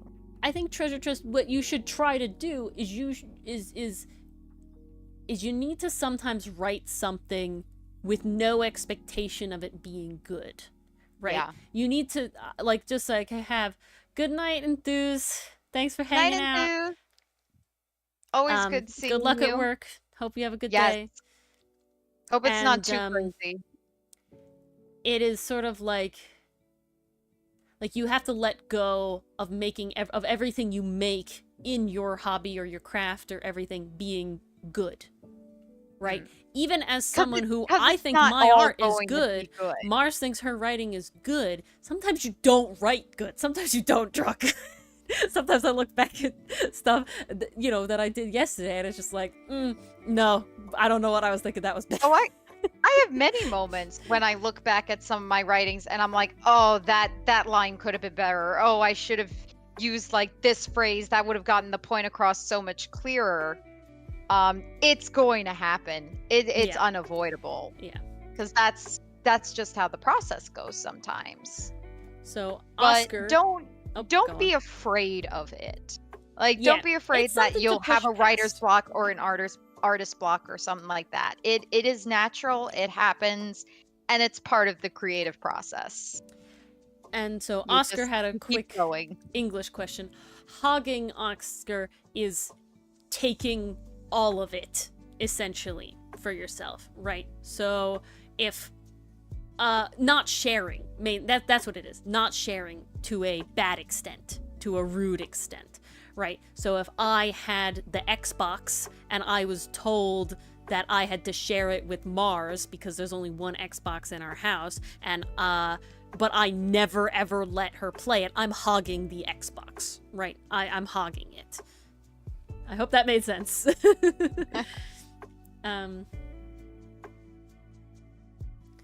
From a neuroscientist who critiqued one of the best freestyle rappers, and the main point they made was absolutely killing any doubt in what's about to come out of your mouth. Yeah, that's exactly what it is. Yeah, that's basically the crux of it. Allowing yourself to be bad, right? And it's very hard. That is something I very much found I had to do with the comic, right? With the comic, I have to put out a significant amount of art very consistently, with a lot of work into it, and that's a lot of time.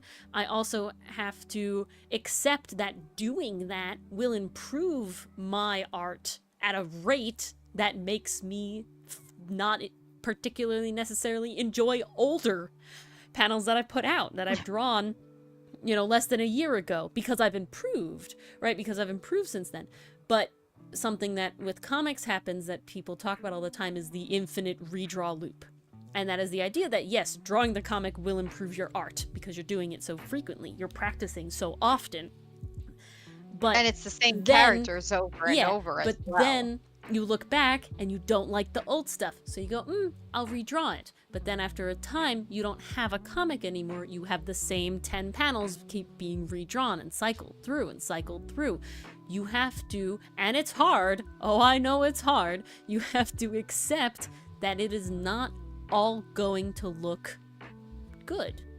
or to your own standards. Something else I learned, and I don't know how much this necessarily pertains to writing, but it very much does pertain I'll to let you art, know.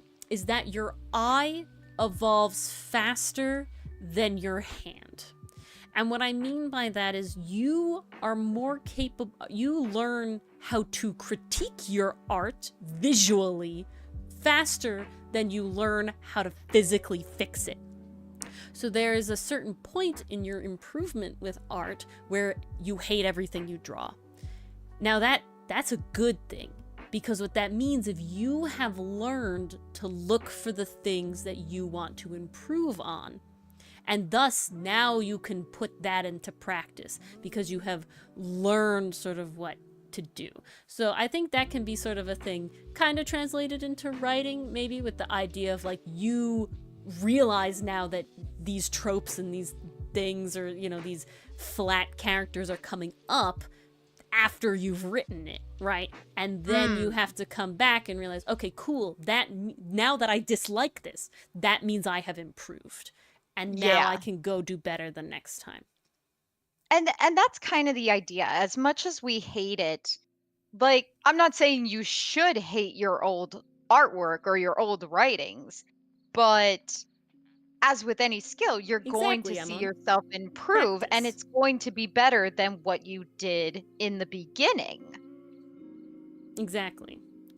Oh, and Treasure, that's gonna happen. You are always going to see more flaws than someone else's, and this is another reason that I am This very is literally thankful. like a straight up example between me and Ori. Yeah, this is why I am very thankful. Sounded easier than it was in practice. That's a lot of things, Amon. But one of another things I'm very thankful to be doing this comic with Mars instead of on my own is the fact that Mars is not an artist. And that means... I can't draw. You guys saw me during Garda's show. And you know where my art skills are. That I can go to Mars and I can say, Mars, look at this, and is there something weird about it? Does it look weird? Does it look the character? And if Mars says, nah, it's good, nah, it's fine, I don't see any problems, I can... Guys, it makes it easier. It literally always looks like a goddamn masterpiece. I don't know it makes what it she's going on about. For me to accept myself that this is good enough, right? Because perfectionism is a curse, if it stops you from actually doing anything. And it's a hard thing to get past. And that's what you don't want to fall into. And you I don't want want to let it stop you. The comic has been the biggest thing to do it. Mars is the redhead one, Ori, me is the pink-haired one. Yes. Hello. I should be moving as I talk. Do you remember what you just said, Mars? They asked you to repeat it. Uh-oh. I don't know. I don't know. That's the problem. No, I don't know what anybody said. I said, uh-oh. I don't know. It goes. Crap. Yeah, it works that way, Treasure Chest. Oh, Mars is an artist. I have no idea what the hell I just said. So Mars is just coloring the lines that I did. Yes. Some of these, it's mostly the flat lines, but occasionally I do the detail work, like on the shirts, the hair stripes, two-toned hair, but I prefer calling them hair stripes. Mostly coloring in the lines. Eyes, mouths. Yeah. It's basically an adult's coloring book. Which is the fun. But yeah. But it's, ooh, I'm proud of this panel. This is like the two buddies hanging out. Oh, two scientists. We love the vibing. two buds. The two buds. I love Cinna and Hudson so much. But That's yeah, also the interesting thing, Treasure Chest, is when you start writing and you do have characters in place, is that you'll eventually become familiar with them, that the dialogue, their actions, writing it, sometimes it'll just flow right out of you. Like, you'll be in that zone where you're like, I'm familiar with this character. I've spent time with them. I know what they would say in this situation. And it just, the characters take the pen from you. They take the keyboard and they start writing their own dialogue. Yeah, and I feel that the way with drawing. At a certain point, you get into the characters' heads so much that like I'll change how I draw the panels and everything like that. So I'm curious, Ori, because Treasure Chest says we're taking a cell shaded approach. Yeah, it I've changes. seen shell blah, blah, blah, I cannot Cell talk. shading. Cell shading. Hey, you try saying it 10 times fast. Cell shading, cell shading, cell shading, cell shading. Show off. I don't know. Would ours be considered cell shaded? At the beginning, yes. In the early ones, I always yes. imagine cell shaded as like that very blocky shading. It looks great. I love it in specific media. The early pages of the comic are definitely cell shaded, where it's just, you know, you make a cell essentially of darker color, right? It's not smooth or anything. After that that Vash Trigun crossover thing I did, I went to a much kind of more painterly soft shading thing that you sort of see. It happens, the first instance that it happens is with the first campfire scene, because I was like, ooh, I'll do this for like the lighting of the campfire. I think it looks better than I would with the cell shading. It just fits it better. And I was like, even though it takes longer, I like the shading better. And that's how it is now. So there are a few panels in essentially the redrawn portions of the comic, so like the prologue and the second one, that I never felt bad about it, Treasure Chest. It was just a thing that I like experimented with when I changed it, and I was like, I like this better. It was literally a sketch. It was like a little doodle that I was like, ooh, we started watching Trigun Stampede, and I was like, wow, Hotsun has the same hairstyle Everybody watch it, as please, Vash, so I'm gonna put him in Vash's coat. And I was kind of rushing, and I was kind of doing it in like a kind of like speed messy way, and so cell shading does take a lot more accuracy, you know, where it has to be like nice. If you're gonna, like, the lines have to be smooth. If they're wobbly, it doesn't look as good. And so, you know, it takes more time. So I was like, okay, I'll try and shade it out and like feather it and blend it a little more. And I was like, wow, I actually like this.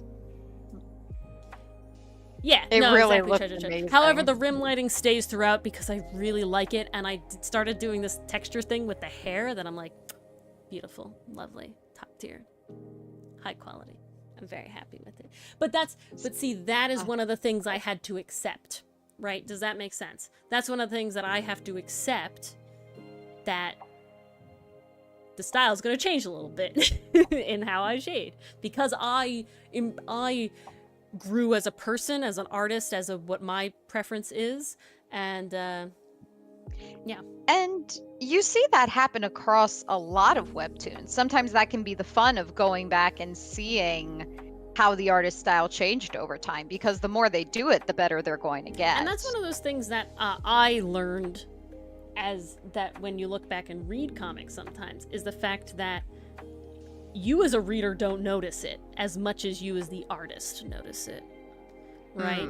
Oh, definitely. So as an artist, I immediately am like, I know exactly where I've changed and where I've shaded, and it's like I drew these lines of these characters, and everything.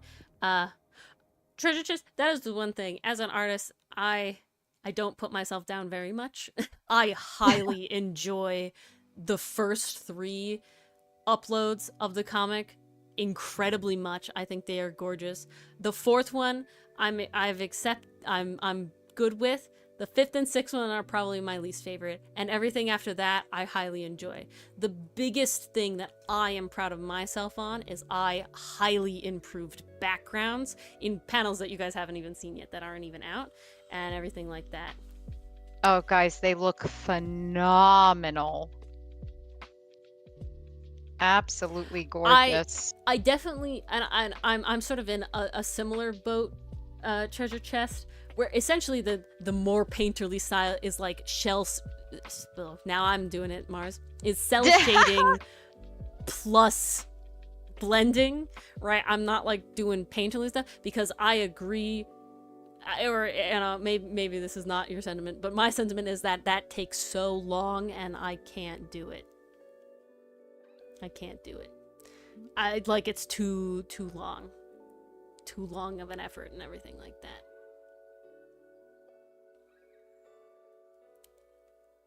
Good ones as a reader, you revision early. Yeah, exactly. A lot of webcomic artists that I look up to and have been reading for a long time, I go back to the first panel and I feel so much better about myself. I feel so much better about myself. I feel like, ooh, like wow, I can really see how much they've grown in their art style and how many people love their comic, and I'm just like, cool. I can feel good. There's no shame in the journey to get to where you are. Like, you have to start somewhere. Yeah, I never don't want to be stylized, Treasure Chest. I very much like my style. So far, the only thing I've really changed in recent time is that little shading thing, and it just gives it a slightly softer look. I think what it does, and this is something interesting I heard about earlier, is the idea that digital art doesn't have any texture unless you add it, right? Really? Well, unless you use pens, you know, the pen I use is a kind of sketchy one for lines compared to, you know, clean line art and that sort of thing. But, you know, there's no paper texture to it. There's no difference. It's flat color and everything. So using sort of stuff like that, you know, I use a specific painterly blender that gives texture and it doesn't make it airbrush smooth, right? So it's like these sort of things. When I go the extra mile to render hair, I use a sort of different textured blender that has more of like lines to it, but it gives it texture instead of being like flat color. Because even when you use alcohol markers, like the paper doesn't all react to the marker perfectly identically, so there's still some texture going on, and that's like a whole thing. So I'm curious, Treasure Chest, if you hadn't said it yet, what's your preferred method for making art? Do you like medium, the traditional or digital? Any specific tools you like to use? I'm always curious as to what people are using. I rely on my G pen here, and I have not changed since, because I'm like, I don't want to mess it up and not be able to get back to my settings. I'm on the wrong pen anyway.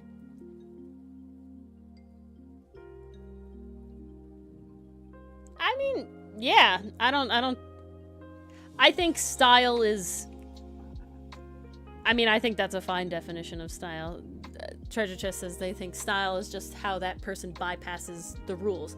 I think you can add on to that in the sense of that it's how you simplify things, right? Take, you know, for perfect example, hair, right? Hair don't look like that in chunks, you know? Even in anime when they do stuff, like, it's not in chunks like this, but that's the way I simplify it. And some people simplify it more or less, or in a different way, you know, with this many segments. You know, you can see sort of the idea of like, you know, how people draw braids, right, and this sort of thing. And I think that's it. I also think, I would say, Treasure Chest, that in the realm of hobby artists, with the way the internet is now, they put too much onus on having a personal style, on finding their personal style. Because everything is a commodity nowadays. Well, exactly. And especially with the social media platforms, like half the time you're talking about somebody's living. So now they got to stand out from the crowd in order to draw a crowd. Well, I'm saying there's definitely merit to, if you are trying to, you know, make art your living, specifically in like a merchandising sense, or in like a making a comic sense. You know, you don't want to be changing your comic style completely constantly all the time. That's kind of jarring. You know, you don't want to animate something and in the middle decide that it's like a completely, you know, much simpler or less simple or anything like that. Like, that's a jarring difference. But if I wanted to make one comic like this and then I decided I want a different style for the next comic, that's fine. Now, me personally, I want to draw what I want to draw, and this is how I want to draw. My style is how I want to draw, right? I only draw things that I want to draw because it is a hobby for me, right? I'm doing it as an enjoyment. I'm not doing it as trying to be in the industry or trying to, you know, get sales or all this sort of stuff. My hairstyle, yeah, exactly. And so this sort of thing, that it's like, you know, I have found a style just because I have taken inspiration from the art that I like to look at and the level that I like to put effort in a sense, right? Like, I don't want to do painterly styles because while I think it's beautiful and gorgeous, I do not enjoy it.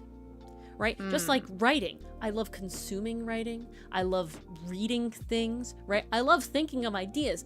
The act of writing is not enjoyable to me. That's just how my life is, right? So trying to force it and anything like that is the whole thing. No, exactly, Treasure Chest. Because while I think it's beautiful, my heart hurts. A really good example. I'm gonna get it because I want to show it off because I do I mean, this love is this artist inspiration now. night, guys. We're on a roll. Where is it? I think it's defenses. Yes. Okay. Nope. So this is I'm gonna actually change the thing just so we can see it better. Here it is. This is another artist. Oh my god. Jesus Christ. Please let me show it. What is happening? It's just not doing what I want it to do. Oh, This no. is how another artist drew our main character, Hotsun. Okay? It is much more painterly. Again, the hair has a lot more details This to looks it, like lot a more Renaissance strands painting, you to guys, it, and it's everything like absolutely that. incredible. There's a lot more going on to it. However, while I love how it looks, right? While I love this, I find it so, you know, I really enjoy, I would never draw like this. I would never draw like it. Because I wouldn't enjoy it, right? And Treasure Chest, you saying it looks messy. That is your opinion that you're more than welcome to have, and thus is another reason why you wouldn't want to draw in a style like this. You know what I'm saying? But, you know, you can look at, say, some of the very detailed work that people do. You know, I look at a lot of very simple, you know, works that people do, like in very simple animations and things like that. And it's like, well, I enjoy that and I think it's fun how they do certain things. I would never draw like that. It's not how I want to draw. And that's the whole thing. It's all up to sort of your personal preference and everything like that.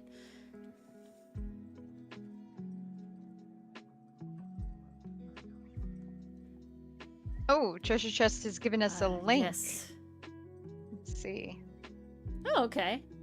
It gives me That very looks like really cool. It looks like it would translate really well into like a 3D figure Treasure Chest. I think your art would be really, really good for like having a 3D printer make it. That would be really cool. I could also really see this as a profile in a Can I video show it on game, stream? like when you have a cutscene, and someone's talking and you have that little profile that pops up next to the text box. This is what I envision. Yeah, I can see that as well. Oh, so that's the whole thing. You found a style that you enjoy. Goodness, I have too many pages open. Such is life sometimes. My god. Beautiful. Why are bits of your hair not colored in? I did it correctly. I had the thing. Oh my goodness. I keep clicking things that I don't mean to click.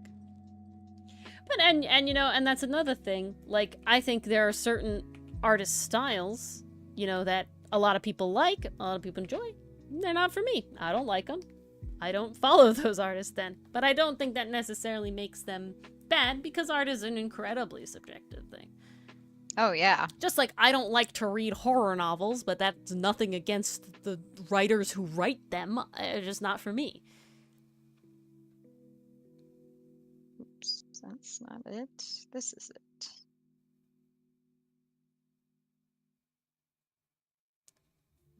You think about that one take of my character, and that hair is not...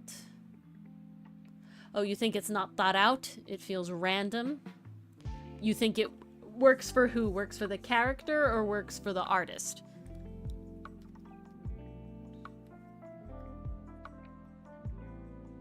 Do you mean the fan art of Hotsun? Yeah.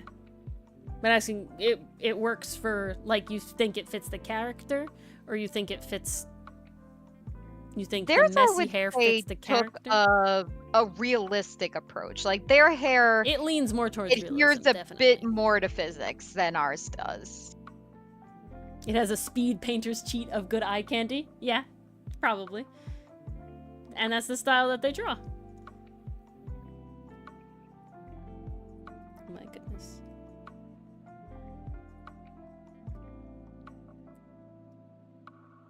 You wish you, yeah.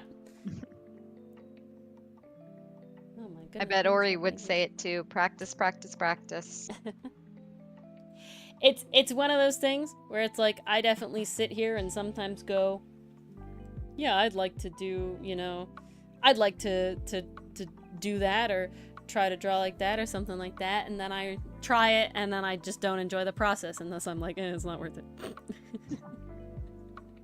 That's And what happens sometimes to me. it's as simple as that. You know, if you're going to be doing this a lot and it's your hobby, that's the thing. You should enjoy what you're doing. That I find, yes, it was, and it's very nice, Treasure Chest. Your art is very good. And is that an original character or an anime? I don't know. I don't know. I'm trying to get Ori cultured, you guys. I'm trying to show her as much anime as possible. Oh, I see. So you don't ask for changes, Amon? Oh, I don't know. She looked pretty cool. Yeah, I would say so. It's a swordsman of some sort. I get kind of, maybe swashbuckler. She had a missing arm, if I remember correctly. Yeah, yes, there you there's go. Clearly some backstory there. There you go. So all that sort of stuff. And so what Mars would say to that is that if you yourself are not disabled, and especially specifically disabled by, the arm, you should talk to people who are. Or you should try to find writers who write about that. Or, these sort of things to get that experience. Because we can't live through every experience. No. We could try, and this is just a suggestion, depending on the arm she's missing, you could try to make it through a morning or an afternoon without using that arm. If you really want to try to experience. Just kind of see the basic problems that you encounter. But, I know there's a lot of, see, this is something interesting. I watch YouTube videos from a YouTube creator. I guess that's the word. I don't know why my brain's dying. A YouTube creator. Yeah, thank you. YouTuber. There you go. Her name is Footless Joe, and she specifically is a below-the-knee leg amputee on one of her legs. I don't remember which one. And her whole channel is, she talks about her life, and she talks about struggles and things to do with being an amputee and how she got amputated and everything like that. And now she didn't have to have her leg amputated because of like a war or anything, but you could find other people who are, veterans who had to have, something amputated because of their service or things like that. That would have a different experience even than, this other person. So looking at YouTube, exactly, Treasure Chest, looking at YouTubers, so I feel more capable than I would have beforehand in watching her videos about writing for a character that is missing a leg due to, essentially similar things she had to go through, health problems. She lost her leg due to, just an unfortunate chronic health issue. And sort of the struggles that she goes through and how there's a lot of blind YouTubers that I've followed and sort of their everyday life and how they go through life and see these things. I know there's a couple of deaf YouTubers that, talk about the same thing. And so there was a girl that I watched some videos on, and she unfortunately lost partial of all her limbs due to a childhood illness, and how she goes through life and how she still drives a car and, all these sort of things, and her getting ready. And, there's a photographer who has no arms and she shoots photos with her feet. That was nuts, right? Like, think about that. She uses a full-on regular camera with her feet, and she's a renowned photographer. There is so much with YouTube and the internet today. You can people find a lot. Being able to, put themselves out there on the internet and tell share people their stories and their experiences. It is an amazing way and an amazing resource to get sort of that information and feel better. Even talking about like people who are gay or trans. There's so many people like that on the internet. There's so many people of different races and different backgrounds. People just even watching videos of like people who are from a different culture cooking food. They talk about themselves. They talk about their lives. That's the way that I feel most of my experience comes from, is from listening to these sort of commentaries. I recently watched an animated video of someone who does animated story times and talks about her experience of being Jewish and not really being raised as Jewish, and her father's experience and her grandfather's experience and all these sort of things. And it was like, wow, I never knew that. I'm not Jewish, and even if I was, I might not have gone through these things, depending on where you live and depending on your family and all these sort of stuff. So it's a lot of those sort of story time things, I think, is another way to go. I guess even with research beyond interviewing, hiring someone to write a character.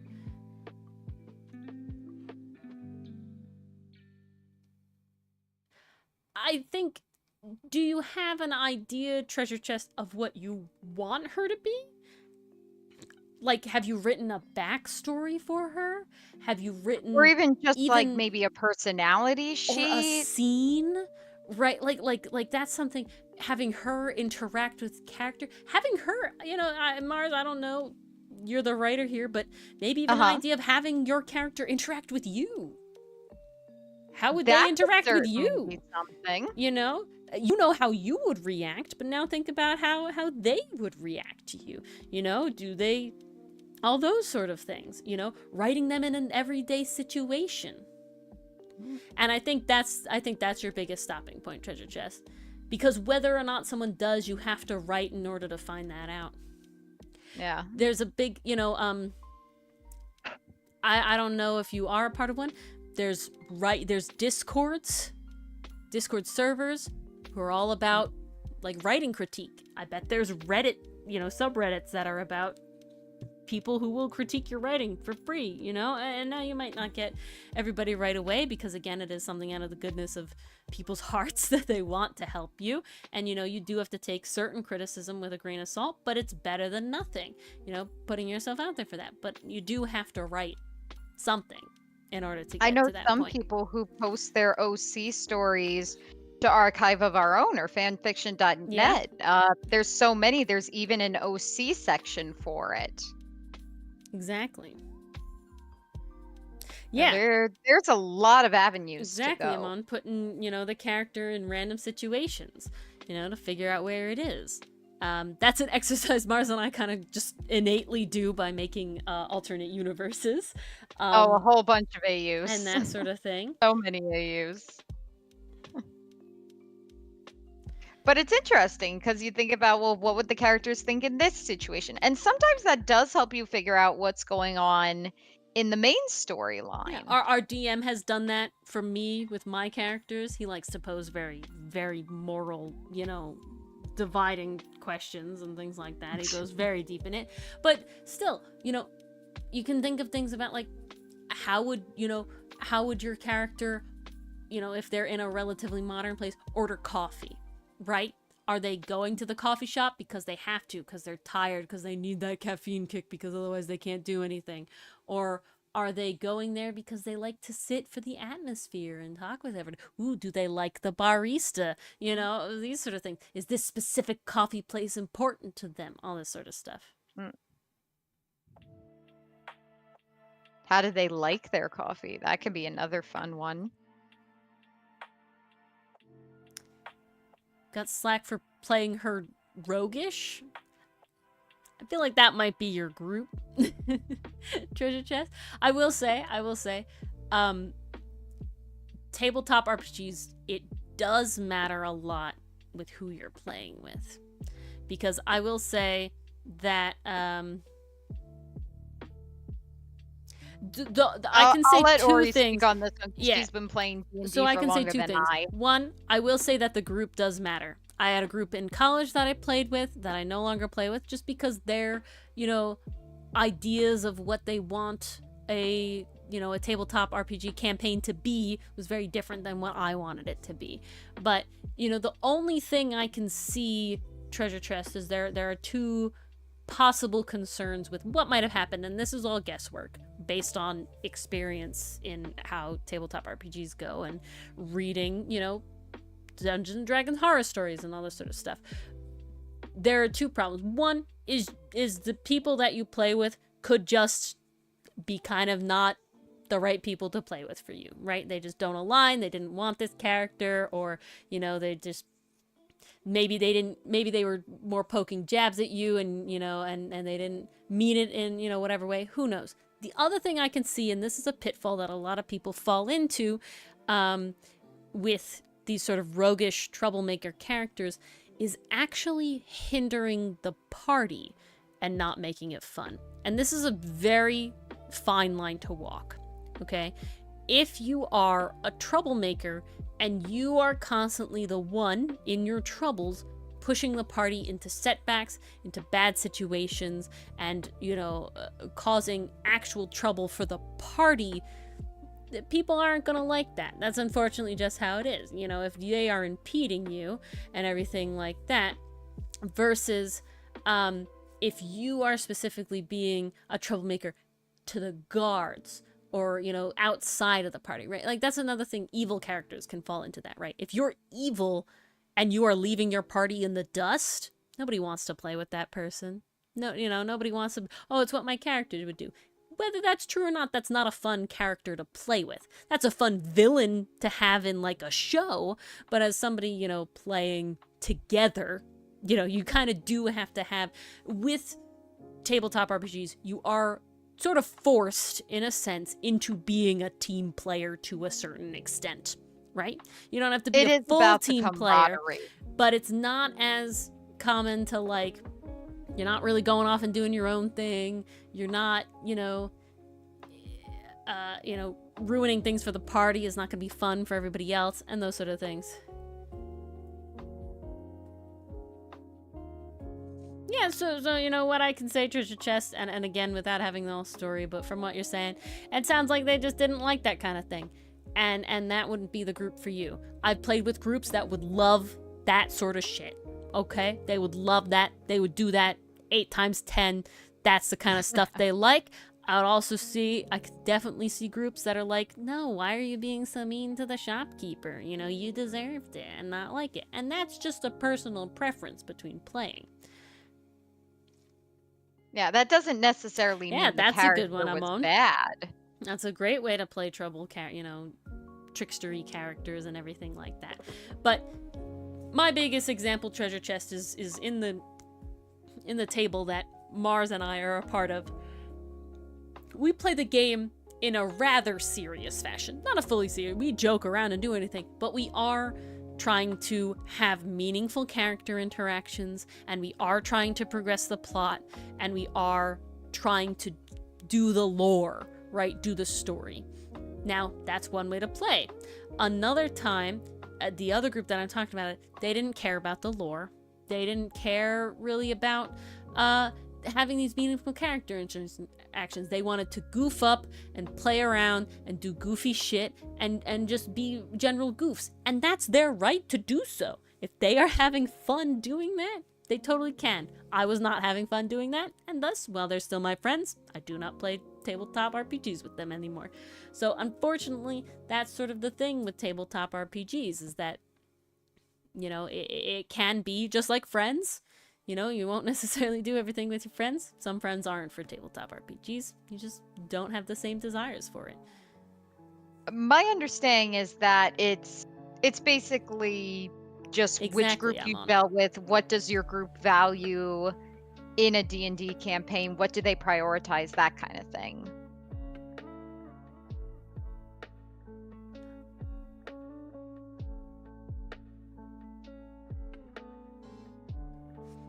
And to me, Treasure Chest, this all sounds like that's just not the group for you. Mm.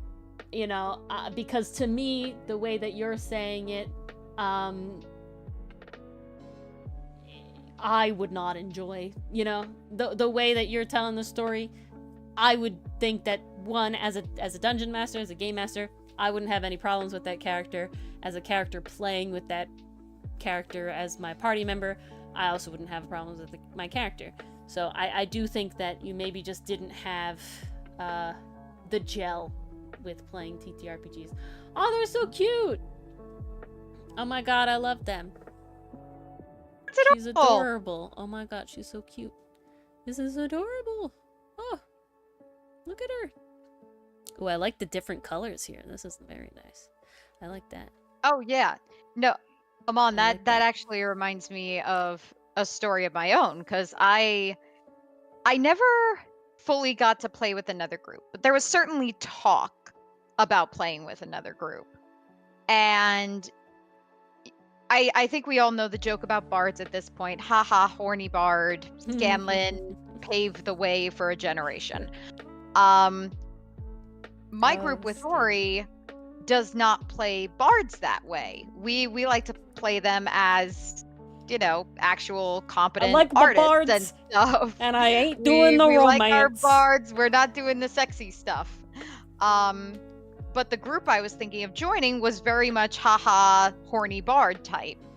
So in preparing for that campaign, I basically told them, okay, I'm going to be a genderless suit of armor that was cursed, because I don't want to play a gender in this group without knowing how they're going to react, per se, because I knew we had a bard on our team, and I was like, I'm going to be genderless and a suit of armor, and no one can get with that. Perfect.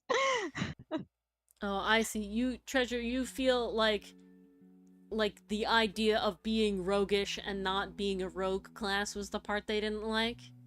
That sounds like a them problem. If that's what you're getting at, that sounds like a them problem, that they're putting characters into a box, just like Mars is saying, right? But that would be like if Mars played a bard that wasn't a horny bard, and the table was like, you're playing them wrong. Like that's the vibe. If that's the vibe, I'm like, that's just how I like my bards. That's a them problem. Sue me, I'm an artist and I want to play the artist seriously. Sue me, I like bard, I like my goofy boys, and I don't want to do anything else. Ace all the way. And Treasure Chest, I think that you should disregard their opinion. Yeah. I really do. I don't think you should give their opinion to this character as much onus as you are. It sounds, from what we're hearing, it sounds like it's all of a them problem. I don't think any of that has to do with how you're playing the character. And I create and how you're playing them. And that's the tricky thing, because tabletop RPGs introduce a different element that you don't have in a book or a TV show or a comic. Less control. Like, you are actively playing the character. You are giving them a voice. Everything is happening in the moment, rather than being planned out in a script like months in advance. Like there's definitely a different element here. So I don't listen to what they had to say. Seriously. It really does sound like it was a them problem. I think you certainly can. And that's just, finding another group. You find a group that works for you. I Well, won't lie. we all know about the DM shortage. Yep. But I hope you can. But I think we will be Fingers are wrapping crossed. up. It is Oh yes, 12:40. 12:39. Oh my Yep, gosh. we have been talking for a while. However, it's been Whew. great hanging out with everybody. We Yes, will thank you to our be, newcomers. It was yeah, great to have you. Thank you nice for having you, checking us Treasure Chest. out and, Nice seeing you again, you Amon. know, Long time no see. deciding we Happy to were have you worthy here. of spending your time this evening. No worries, I'm Treasure Chest. honored. I know We're Ori happy is to as have well.